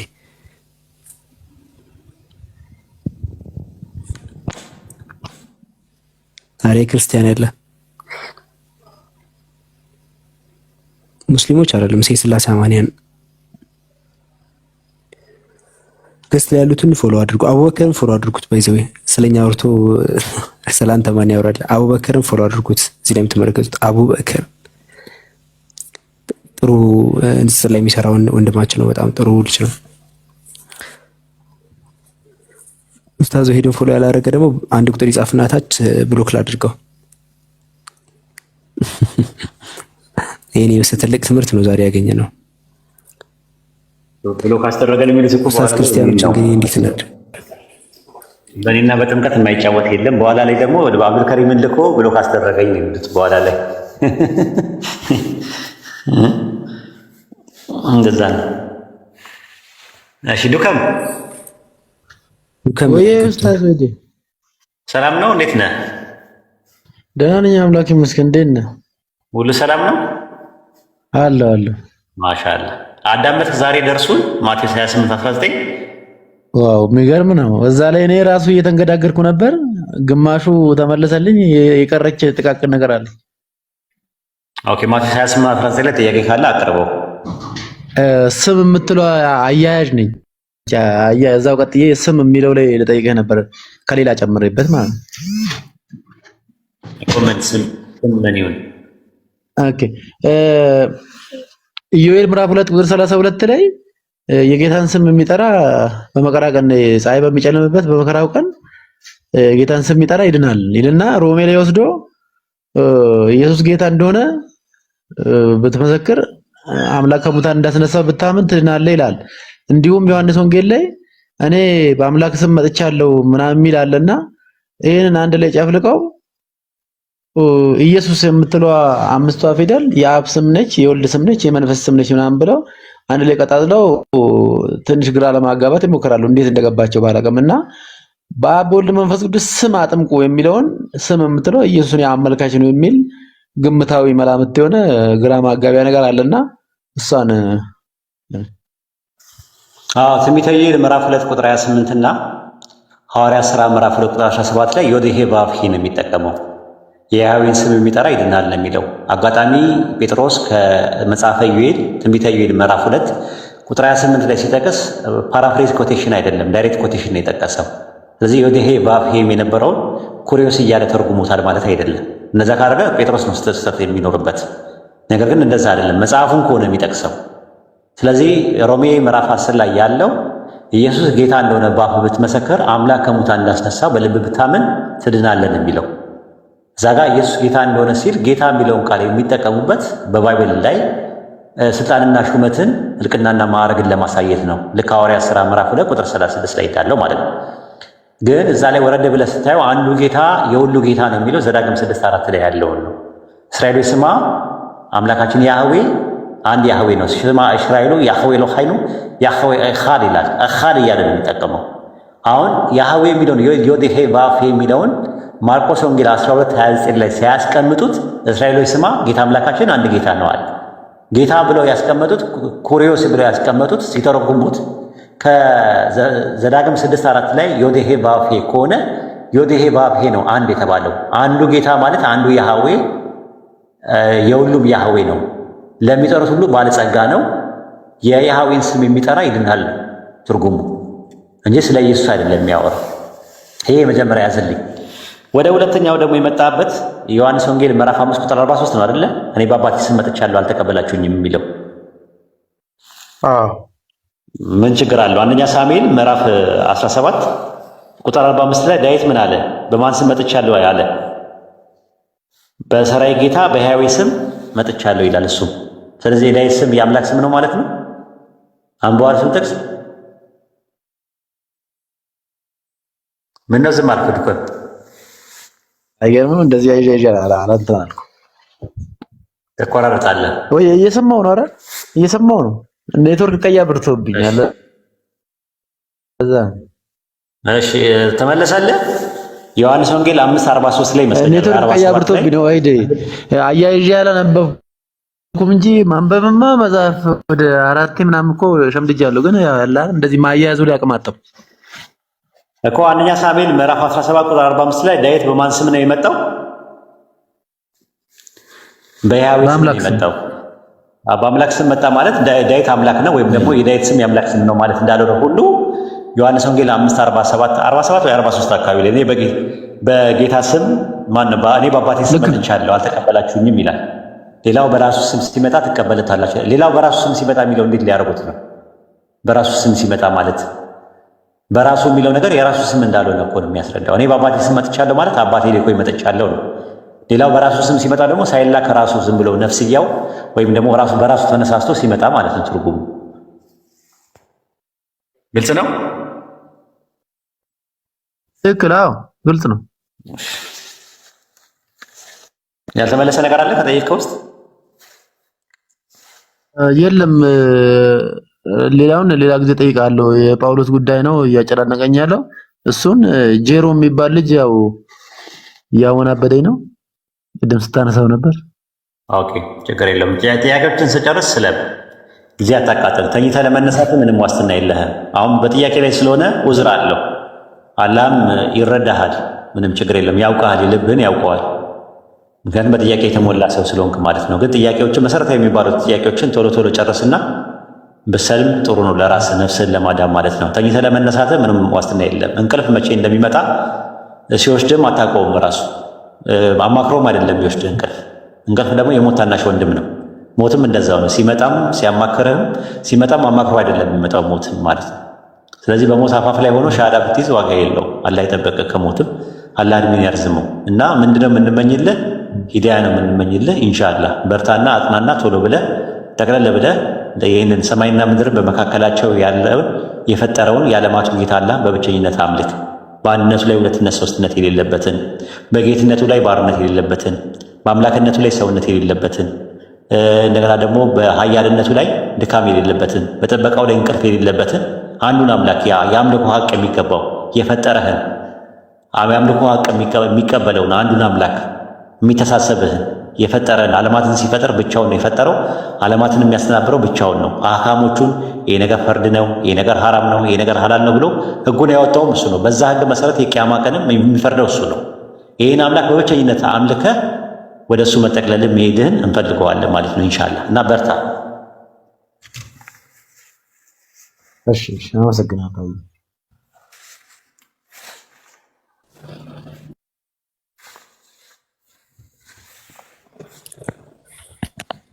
እሺ ሌላ ክርስቲያን ካለ በስላሴ የሚያምን ክርስቲያን አንድ ቁጥር ጻፉታችን ላይ ክርስቲያኖች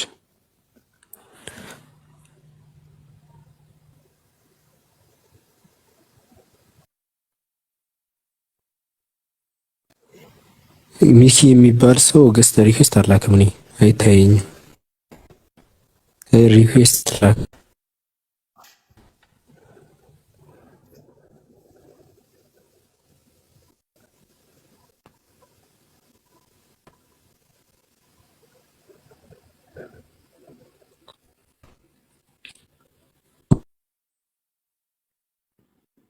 ኔትወርክ